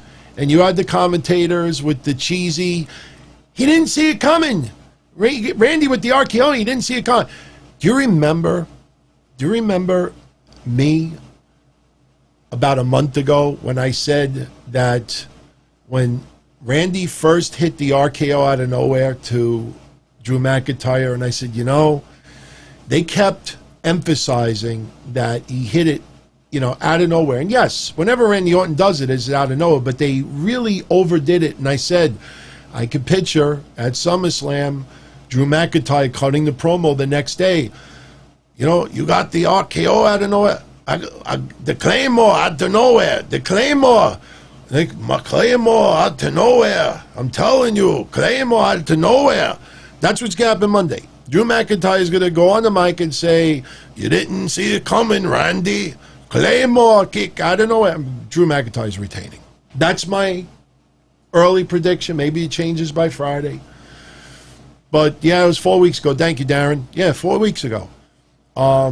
That's what I thought 4 weeks ago. And over the last 4 weeks, it's kind of solidifying for me. I personally don't think the Ric Flair stuff was a rouge. I don't think it was a swerve. A lot of people think the lights went off because Ric Flair is actually going to help Randy Orton win. He could very well try to help him win, but I think this was the polite way of saying, look, COVID, can't take any chances. Your wife just had it. You're not doing well. We can't keep you on here as a character. We got to take you off TV somehow. That's why I think, kudos to everybody being very creative with that idea, but I don't know. It just, when you look at the overall picture, it just doesn't seem that that's going to be the way to go. So, and that's how Raw went off the air. Look, overall, the Raw Underground stuff was great. The women's tag match was great, but I was very disappointed with the Mickie James stuff. I was extremely disappointed with Retribution. That stuff in the production truck was just a joke. And, just everything before it and after it. And then some of the, just the careless, thinking of some of these things, not thinking it through. It just feels like, well, we got SummerSlam Sunday, and, Sunday will be the day where we really, put all the time and effort into it. Just sloppy, a little bit sloppy. Oh, Ric Flair will be back. Absolutely. But Ric Flair could be back a million ways. Randy Orton could be feuding with someone else down the line, and Randy Orton and Ric Flair shows up, and they reunite and have a hug. Ric Flair could show back up with his daughter. Why? He can't be in the corner of his daughter? So there's many ways Ric Flair could be brought back. So we will see what happens. Ken, I talked about Neil Reyes earlier. I like the idea of Cedric Alexander. I don't know, maybe I wasn't as clear as I should have been, but I definitely like the idea of Cedric Alexander possibly turning heel. As I said earlier, I actually think Shelton Benjamin and Cedric Alexander would be a pretty cool tag team. Absolutely. But I definitely didn't get to this yet. I wanted to get to this towards the end. Am I trying not to say sucks? No. It just, usually when I say sucks, it usually leads to worse.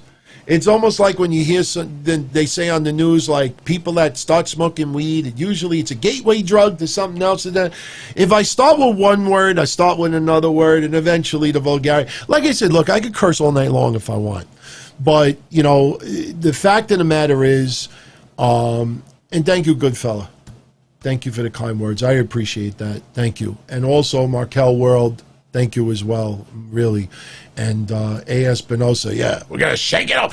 Look, they are really going to shake up WWE with this virtual fan experience, which we'll talk about in a second. I talked about it earlier. We'll talk about it in a second. But, the thing is that, in 2021, I'm going to be on other streaming media. There's a big network service that wants to pick up some of my shows. And one of the things that they want me to do is really cut down on the vulgarity. I'm definitely looking to branch out, and that's the reason why I picked up this monster that I haven't connected yet. and, you know, starting to change things up. 2021, like I said, I never thought 2020 would be decent with this video stuff, and it's still, I'm all new to this. But 2021 is going to be, you know, huge, and I am not going to pass up any opportunities that are coming my way. So, you know, I'm just, no, YouTube, it's spawning from YouTube. No, the videos always source from YouTube, but my shows are going to be featured on other networks out there.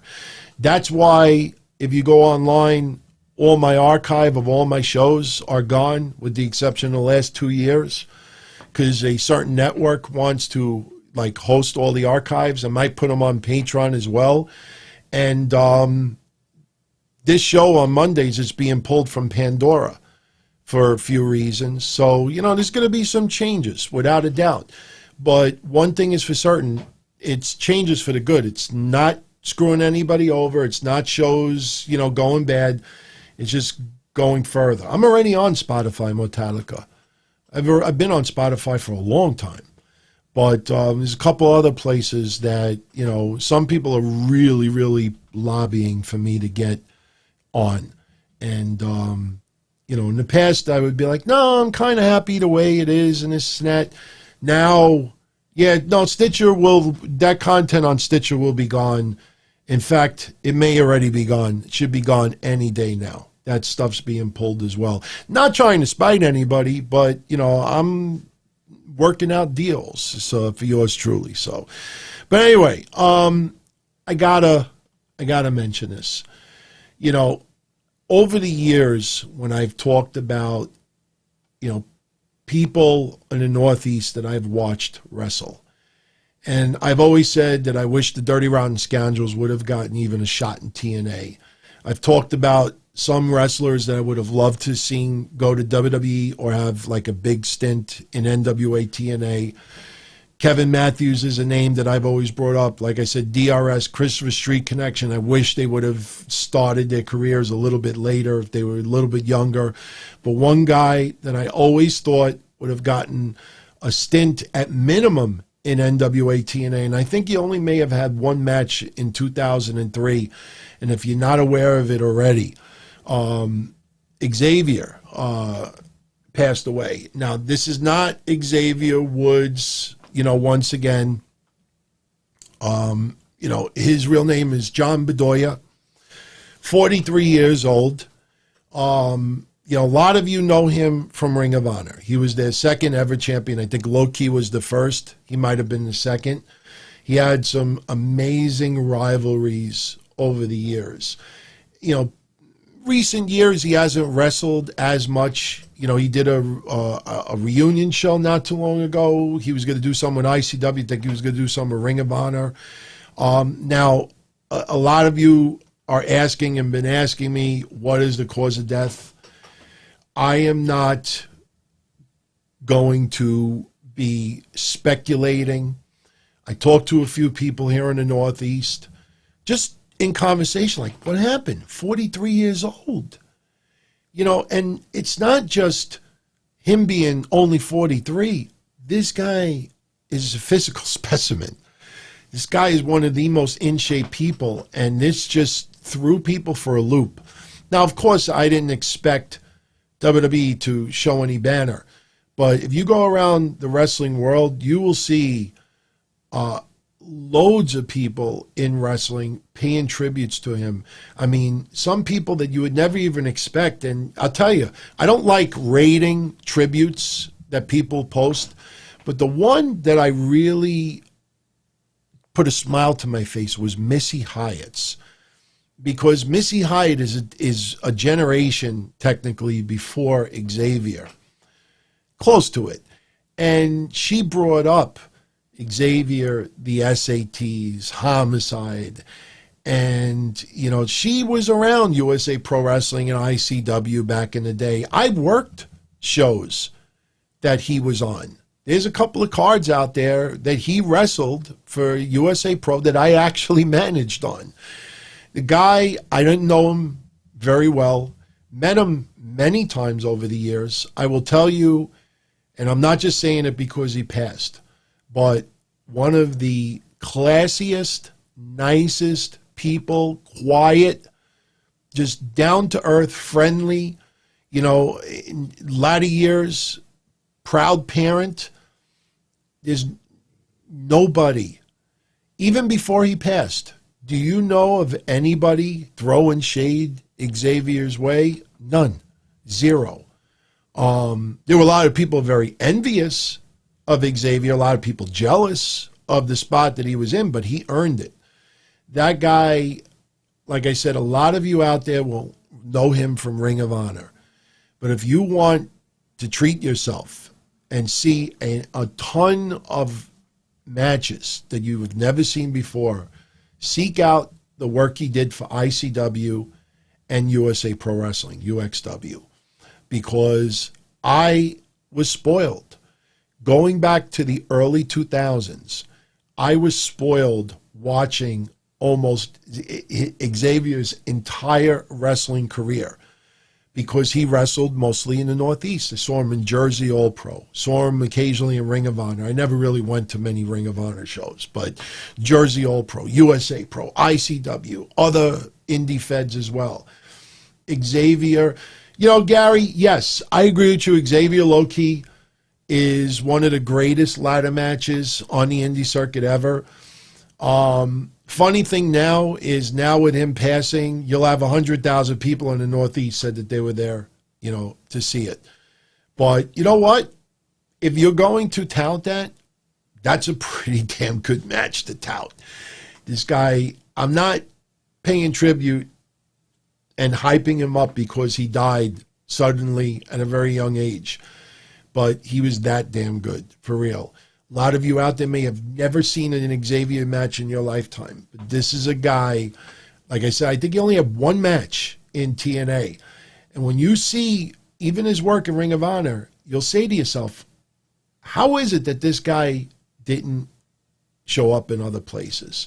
There's 1,000 reasons you could come up with why that never came about. Maybe he didn't even want to work, that type of schedule. He wanted to be, close to home and now with family. But, my thoughts and prayers are with his family, obviously. His friends, he's got tons of them. Fans, everybody out there, absolutely, absolutely. Rest in peace. 43 years old. That's just way, way, way too young to go. Seriously, way too young to go. Oh, boy. So, let's segue into the situation with Sonya DeVille. Then I think we'll answer a couple of last-minute super chats and get out of here because I know we're starting to approach the 2-hour mark. What do we got? An hour 57? So we're probably going to end up going 10, 15 minutes over. Sorry, my throat. I had cotton mouth. Anybody knows what cotton mouth is? Yeah, I need a slug. By the way, you know what, man? For everybody tuning in live, that many of you out there are enjoying this still. I'll stick around for a little bit longer, man. I appreciate it. I really do. But we got to talk about schmuck for a little while. And you know what? Look, I vowed after having a friendly discussion last week with, someone that performs on television, basically setting me straight to stop paying attention and stop always talking about backstabbers of mine and podcasters that hate me and all these others. So just focus and do what you're doing. Just focus and do what you're doing. And I'm not going to go there ever again. But I'm going to say this, though, and it's not shots towards anybody. But this jerk-off you see right now in front of you, okay? I will not post his social media page. I will not link it. I will not post it. I will not show screenshots of anything he said. But I will tell you this. There are wrestlers in NXT, in AEW, in Raw, SmackDown, other feds that are some of our favorites, okay? There are some people out there that will tweet 50 times a month about a particular wrestler or a particular valet. If that wrestler tried a different flavor of Crystal Light, they'll like it, retweet it, comment back, you know, hoping to get a response. Like every little thing, they will comment about that person. And the reason why I bring this up, and again, I'm not going to post his social media page, but if you look up this guy and you check out his page, he obviously was obsessed with Sonya DeVille. But if you look at his page, he is, what am I hiding beneath that cap? Just messy hair. I'm not bald. I don't have no bald spots. Shawn Michaels may have, but no, my hair's just messy. My hair's a little messy. So, actually, you know what? I just saw that on the screen. No, I don't have no bald spots. It's just the way my hair is parted. So, anyway. And some of you are writing right now that you saw this guy's social media page. He was a huge supporter of Sonya DeVille. But if you look at it, there's not that many over-the-top things. Like she talked about hair versus hair. Oh, Sonya, I know you can do it. I know you can win, and this, and that. She's talking about, you know, gay rights, and he's showing love and support. This guy, and this is why I bring this up, this guy, if you looked at his social media page and didn't know anything about this story that came out, you would say that, wow, this guy's a huge fan of Sonya DeVille. I don't think anybody would have put it on the level of obsessiveness, because many times he would just retweet or he would respond once. She posts something, he responds to it. There's tons of people that do that. Like I said, I didn't look at every single thing. But let me say this. If you would have saw his page, you really would not have had much of red flags. In the sense, let me get to it. You would have thought that this guy was such a supporter of her, almost like a protector of her. Is that the right way to put it? Like he came across that he was such a fan of hers. He didn't want to see anything bad happen to her. Like like spiritually, like everybody wants to shield people. You're tough. You're strong. You know, you got my support. To do this, do that.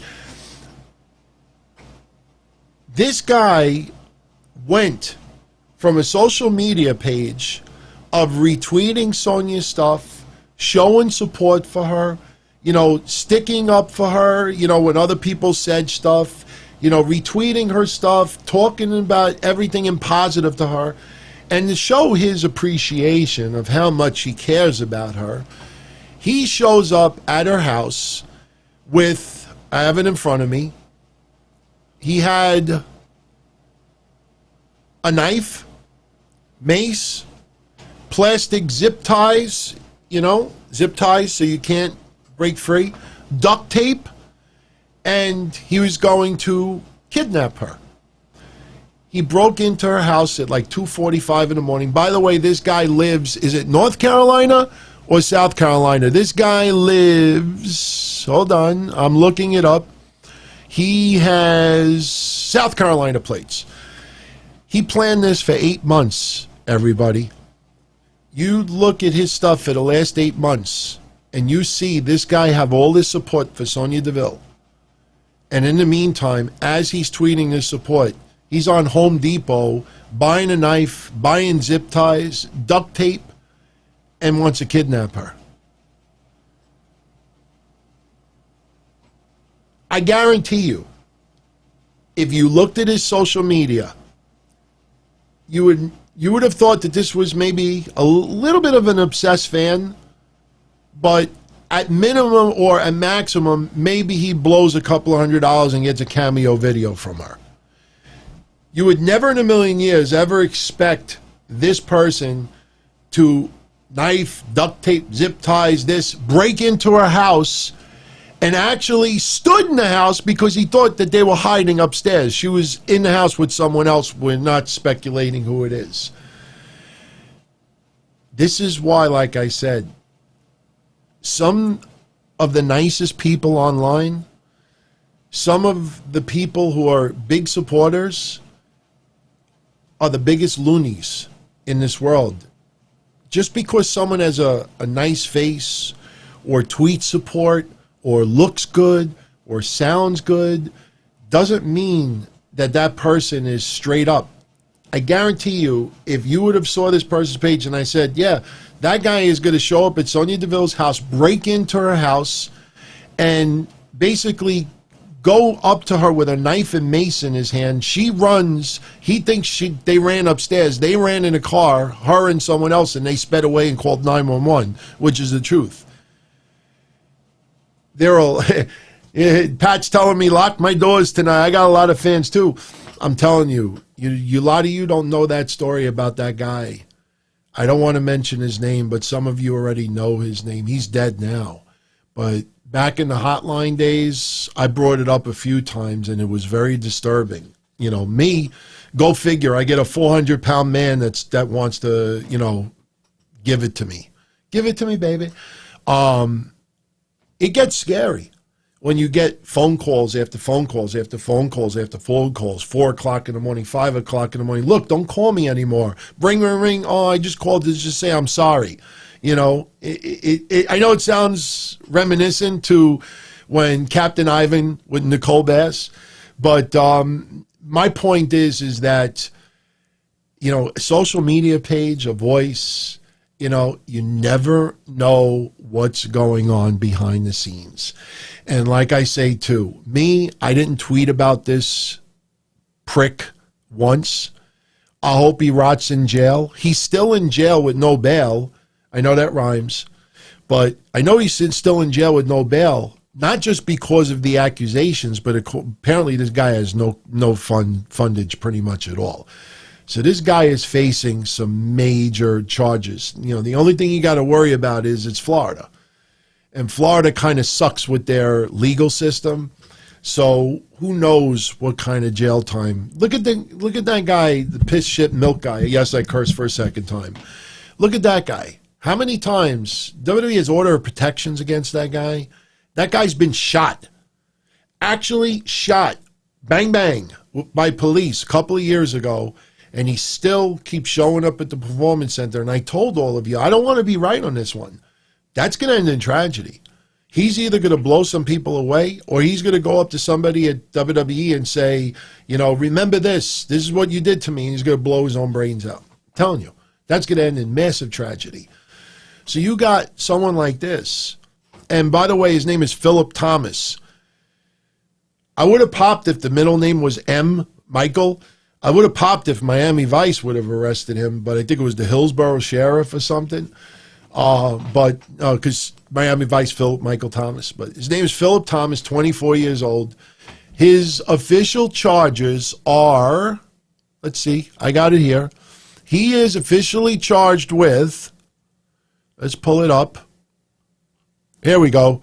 Charged with armed kidnapping, aggravated stalking, armed burglary, and they're all felonies. My personal opinion, he'll probably get 5 to 10 years in jail. Not kidding. I did a little research as far as what he's facing. And again, Florida is very unpredictable with this stuff, but I think he's doing 5 to 10 years in this one. He also was charged with criminal mischief, and he's still in jail now. But just imagine that. The guy actually planned this for 8 months, broke into her house, had her, pulled a knife on her with mace. She ran away. He thought that they ran upstairs, and he stood in the house because 10, 15 minutes later, that's when the cops showed up, and he was still there, the dummy. She was lucky to get out of the house and drove away. It almost sounds like a bad horror film. Like you break into somebody's house and you have a gun and mace and they run away and you don't hear the engine of the car like start up and like tires screeching away, what was this guy doing? Cranking her entrance theme? I'm not trying to be funny by it, but you think of the little specifics. I'm like, how did this guy think that they were still upstairs? But you know what? Who knows? When you're loony like that, you might go into a zone and everything is zoned out completely. But again, you know, thank God Sonya DeVille was not hurt in this. And you know what? I'm a little bit surprised that she still wants to go ahead and do this hair versus hair match with Mandy Rose. I personally think if I was WWE, my God, somebody broke it. It's not like the guy showed up at her door and, you know, she had one of those dun, dun, dun, those ring bells, and she looked in the window and he's got flowers and a knife, and she calls the cops. The guy actually was in her house. The alarm went off. And she looks at the back door to see why did the alarm go off, and here's this nut job in her house with mace, a knife, zip ties, duct tape. My God, that's I feel really bad. Now, for the few people that are saying to me, the pay-per-view and this are two totally unrelated things, I'm talking about psychological. This is traumatic. You don't think that she might have nightmares right now that somebody might show up at her door? I could only imagine what she's going through. Now, she comes across like a tough son of a bitch, and I say that in a complimentary way. But Lord knows, you know, what, you know, trauma this caused.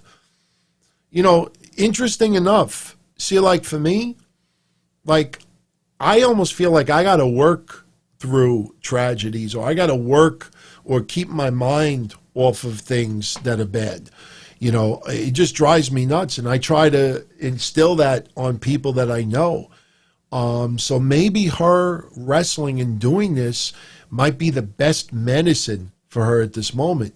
But, you know, if that match were to get postponed because of this incident, now obviously storyline purposes, it's almost like, how do you put this on TV? She's the massive heel attacking Mandy Rhodes. Sonya DeVille, it feels like she obviously has to be the one to have her hair cut. So you don't want to put this on TV and put sympathy her way. But this is real life stuff. So, you know, we got to see what happens. And you know what, Minnie? You know, it's not about being a snowflake. And I know you put the P word in there to try to get me to curse. And like I said, you know, I cut it down to 2 today. So 2 or 3 is not a big deal. You say that she's not a pussy snowflake. It's not about being a snowflake. If you are traumatized by this, and it only happened 2 days ago, you know, that's human for anybody. So anybody out there, if they were burglarized or somebody pulled a knife on them or something, you know, and somebody said to me, look, I need a little bit of time. You know, I just, you know, I'm just rattled. It's totally normal. It's not about being a snowflake or not a snowflake. You know, you can't, you know, like, put it this way, you know, somebody goes through something like that, you don't want them to be online and go like, I'm good. Don't worry about me. I can take it. I can handle it. No. You know, be honest. You know, this is not something you normally go through. This is traumatic. So I say God bless her that nothing happened. But again, it just goes to show you. Some people out there, you think they're some of people's biggest fans, and they want to do the opposite. And, you know, plus, you know, I'm not going to lie to you as well. This is a disturbing story, obviously. It happens in Hollywood. It happens in sports. It happens to everyday people. It happens to women more than men. I know there's a lot of guys out there that be like, hey, I wouldn't mind if some hot chick broke into my house 3 o'clock in the morning, wanted to tie me up. Sure, man. You know, just make sure you're clean and you douched. You know, there's some people that'll joke like that. That's not a joke. This is sick stuff. But, you know, but the other thing to me that's a little disturbing is what happens with the Me Too movement, with animal abuse, sexual abuse. You know, you get some people out there that will talk about this 5, 10 times, one after the other, after the other, after the other. Unless Sonya Deville was your sister, your mother, your cousin, ex-girlfriend, ex-boyfriend's girlfriend, you know, neighbor, aunt, you know, unless it's somebody directly, like when I see some people writing 5, 10 times about this, it goes back to what I always think, that some of the biggest, you know, outspoken people in the Me Too movement are the ones that are the most guilty. That some people out there that are really outspoken about abuse are the biggest abusers themselves. When you see people out there that take this so personal with this situation, you know, and they're not like an obsessed Sonya Deville fan themselves, and they're just talking about it repeatedly.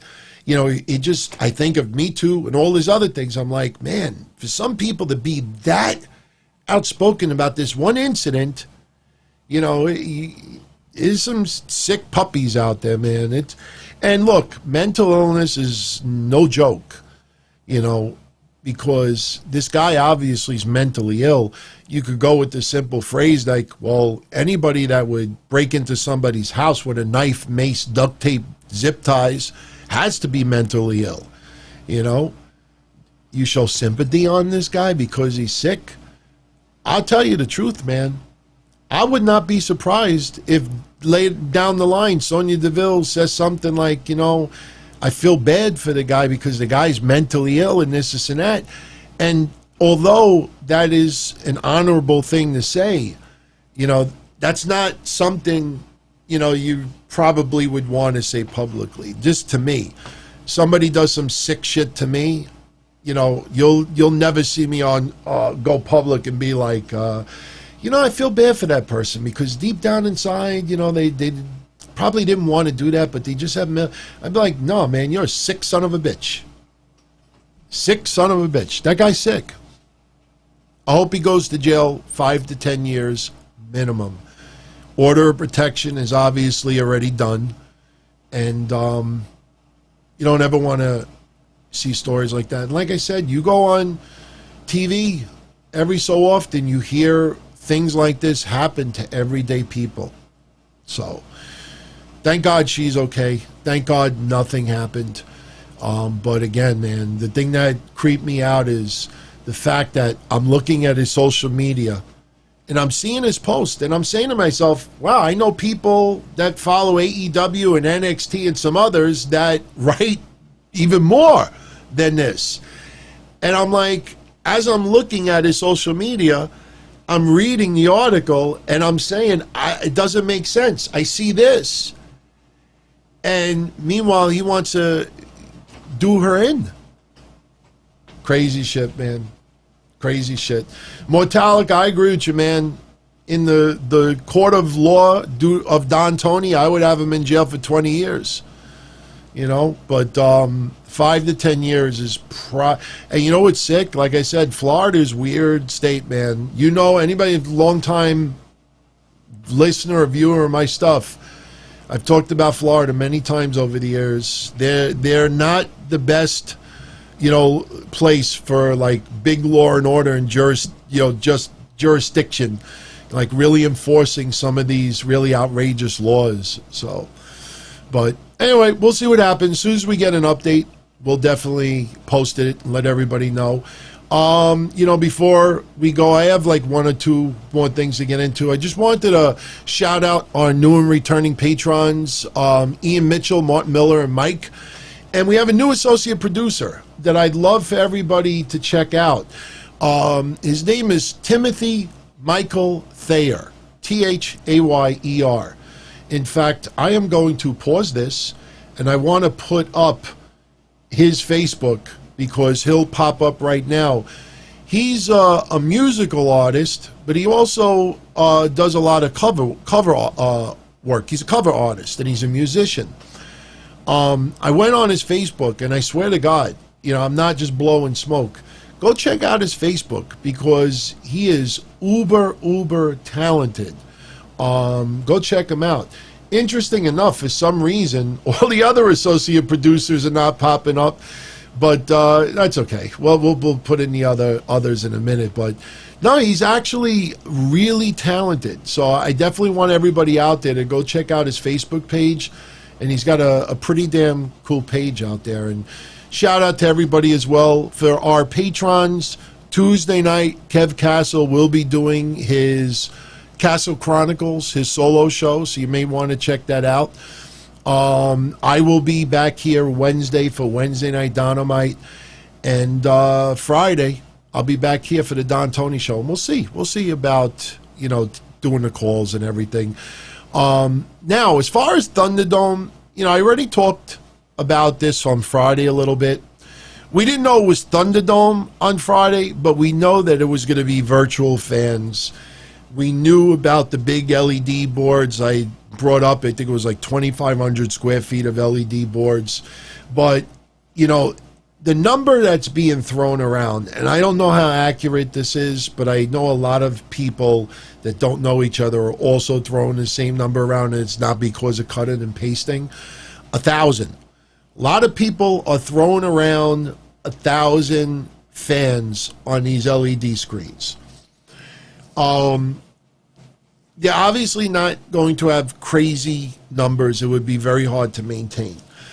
But the one item that a lot of people seem to be focusing on is they're actually thinking that there's going to be live fans in attendance via the virtual LED boards. I'm not so sure if that's the case, to be honest with you. And the reason why I say that is because and I don't think it's a good idea, and hear me out when I say this. There's a lot of people out there that are saying that, what they're going to do, or what they can do, is they'll have loads of fans, and basically what'll happen is if you have a camera, a view cam, a webcam, that your image, you submit it to WWE, your image will actually show up on the LED boards. Now, some people think that it's going to be live because they were saying something like, if the fans start chanting, that you'll be able to hear it, and then other fans may start be chanting. Now, although that sounds great and everything, if people are home, sitting at their desk, on their computer, in their bed, dressed, and they're on video and their image is being displayed on the LED boards, what happens when somebody gets up to take a leak or gets up for something to drink? You're looking at the LED board in the background, and the next thing you know, the person is gone. I know, Chris, that's stupid. Plus, is somebody going to sit there and be on camera for the whole pay-per-view? What I think they should do is every couple of minutes you rotate. You have everybody sign up, and basically what happens is like every couple of minutes you rotate. You go from this person to a new image, to a new image, to a new image. Many, I know, people's dress, their attire, you know that there's going to be some people out there that might want to, sabotage it, wear an AEW shirt, moon the camera, make funny faces, chant dumb things, curses. There's so many things that could go wrong. I like the idea, if you're going to do anything at all, I like the idea of doing the still image. Even if you rotate for 10 minutes, your image appears on the screen. You might see it, you might not. After 10 minutes, a whole bunch of new people. In fact, you could do it after each match. You finish a match. When you're doing the vignette to hype up the next match, you put the new people on display. So now you got all new people on the LED screen. I don't like the visual. If you want to let people audio pipe in and you want fans to actually chant and react, that's fine. But I think you have to set up profiles. you need their names, their date of births, your contact information. I know that may sound a little bit intrusive, but I think these have to be people that have an online profile. And maybe their image only shows up for a few minutes, but the audio of everybody goes through the speakers. It's going to be interesting. I still like my idea from Friday, that you got prime seats in the first row, second row, third row. If WWE said for $10, you send your image in for $10, we'll put you in the first 3 rows. Almost like Ticketmaster. Shows on the screen. Pick your box. I know some of you are going to be out there, I don't want to pay no money. I'm not saying that everybody has to pay money. But prime seats are prime seats. Can't sit front row. And I said Friday, for anybody out there that always wanted to be front row at a WWE event but couldn't afford it or never was able to go, now here's your chance. Pay $20 and you select, hey, I want to pick this box. Hell, I already said it before. Me, Mish, and a few others, we would all chip in money. I would buy maybe a whole row of seats and have everybody together. And it would be a virtual way of all of us hanging out. Some of you are from the UK. Some of you are from my state, Chicago, Pittsburgh, Philly, that we could book a whole row, even if we're only, visually imaged there for an hour or 2 matches. We go back a year, 5 years, 10 years, and we'll laugh at it. Say, oh, you remember the time they did the virtual thing? And remember we were front row? And I actually think that would be a great idea. But some of the ideas that are being thrown around, I just think you're asking for trouble. You have millions of fans. Of course, you're not going to have millions of fans on the WWE Network. But I almost feel like you should have a WWE Network subscription in order to be part of this. You want to watch the pay-per-view? You got to be on the WWE Network. You want to have your image show up? You got to be a subscription member to the WWE Network. Maybe you don't have to pay, but you have to be a member to the WWE Network. And I feel those prime rows, the first couple of rows, ringside, TV side, camera side, charge money. I pay $20. If you said to me I could be hard camera with a couple of you, virtually, we're just hanging out, even if it's just a still shot, I put Deli Man on there. So, I don't know. I like the idea. They're going to do something Friday with SmackDown. And remember, Raw's, SmackDown's pay-per-views are going to be live until the end of October. So, not only is this going to be interactive and it's going to be unique and innovative, but now the wrestlers are going to have to amp it up a notch, because if you have legitimate fan reaction, you no longer have that choreographed ringside, NXT wrestlers booing people specifically because they have to boo. You might have some changes of cheers. Some wrestlers that they have been really, padding and being very careful with the NXT fan reactions. Now you may have your core fans not so approving of certain things. So it's going to be very interesting, everyone. I'm looking forward to it. I think, we got to keep an open mind. We'll get a taste of it on Friday. And like I said, I will definitely be on Friday night right after SmackDown. We will talk about it, and, we'll see where it goes. So with that said, everyone, I want a half an hour over the time that my maximum. So it's 1:30 in the morning over here. I got to get up at 6, and I still got work to do. But my work tonight is less, obviously, since I'm solo. But I want to thank you all for tuning in tonight. Had a boatload of fun, as always. One last comment before we go. Neil Ray asked, should Randy Orton have a faction with Cedric and Ricochet? No, I don't like that at all. I think Randy Orton right now is best utilized by himself. When he had that interaction that time with Angel Garza and Andrade, and basically, coming across almost like the veteran coach, so to speak. I like that. But as far as having people committed, look, they wanted to do it with the Revival. They wanted to have a few other people in the camp with Randy Orton. Problem is Randy Orton is not a full-time wrestler anymore. And I brought this up a few weeks ago. Who does Randy Orton feud with next after this? We have no idea. Where did Kevin Owens go?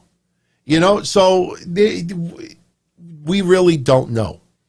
So Randy Orton have any faction right now? I don't think it's a very good idea. Plus, this Retribution, these people are going to be feuding with the Cedric, well, maybe not Cedric, but the Ricochets, the Mustafa Alis, the Viking Raiders, the Street Profits. The chances of, those members going right to the top with Drew McIntyre, one of them possibly, because who does Drew McIntyre feud with next? Does Brock Lesnar make his return? We don't know. But one last thing, don't forget, a week after SummerSlam is the Payback pay-per-view. So some things that are not taking place on SummerSlam will take place there. Some things that will transpire over the next 10 days will result at that pay-per-view of people trying to get payback. So we'll see. I just hope they don't do the invitation storyline. We invite Retribution to show up at Payback. We invite Retribution to show up on Raw for a talk, a one-on-one. Tell us your demands. I don't want an invitation storyline. And I will, more I think about it, will almost bet the ranch that Retribution will be invited to one of these shows. And just picture that. Standing in the ring, they're all with masks. They're reading their demands. Like I said, the only thing I'm looking forward to right now in this storyline is the reveal. Who they reveal, not just the members. We already know some of the people under the masks. But I want the reveal as to who is, there's always a head on these, groups. Who is the head? Like, whose head do you cut off, as far as, as the leader? So we'll see. I know some people are cringing now. The invitation, I'm telling you, how many things do you hear me say, and then you'll see it either happen or other people say the same thing weeks later. So don't discount the idea of the invitation. We invite Retribution to show up on Payback. We invite Retribution. And you see, by doing that, that calms down the storyline. They're not going to break windows. They're not going to break monitors, unplug keyboards, if they're invited to give their demands. So that gives an excuse for Retribution to be on TV without destroying anything. I don't know, man. Like I said, I don't work for them. People always say, oh, you should work for a company. Look, if I could work for a company and it not interfere with my regular work, I'd do it in a second. My phone's not ringing with that stuff. But, hey, I just throw ideas out there. We agree, we disagree, we talk about it, have a little conversation. But, that probably makes it more interesting than the actual storylines themselves. But listen, everybody, it's been real. I want to thank everybody for tuning in tonight. Went a little bit long, but you were all very gracious enough to stick around. And like I said, if you enjoyed the episode on your way out, if you could give it a thumbs up, I'd appreciate it. If you're not a subscriber to the channel we just broke 15,000. You're not going to see, much celebration on it because now I want to go for 20,000. But, we just broke 15. So I want a little padding so we don't go to 14.9 we're still at 15, but then we're going to 14-9, and the 15, and 14-9, and 15. So, yeah, I got to get to sleep. But, hey, man, I had a great time, and I hope you all enjoyed it as well. So I'm going to jet out of here. Everybody, much love as always. Thank you for the support. Pretty proud that we got away with only two or three curse words tonight. So matched what we did on Friday. And that's it. Send your feedback as always. Please post a comment on the YouTube page. Let me know what you thought of Raw. Agree, disagree with anything in particular that I said. And that's it. Don't forget Wednesday, no AEW Dynamite. That is preempted because of the NBA playoffs. So Wednesday we'll be talking about NXT primarily. I will talk about the quarter-hour breakdown and some other things that are going on in wrestling. So Wednesday will almost guarantee is going to be a shorter show since we don't have to cover Dynamite. So that'll probably knock off a good 45 minutes to an hour of the show as well. But we have plenty to talk about. So send your feedback. And everybody, I am Don Tony, bidding you farewell. And thank you as always for the support. Much love, everybody. Ciao. Don-O-Mite. It was fun to channel surf. It was kind of hard to do a little pocket pool after you hitting the last channel button 50 times for 2 hours plus. Don-O-Mite. And his whole idea of overanalyzing, oh, he's an alcoholic and he misplaced the belt. And how could you have someone champion like that? The fuck out of here. Wednesday night. Don-O-Mite, you can have fun. You really are.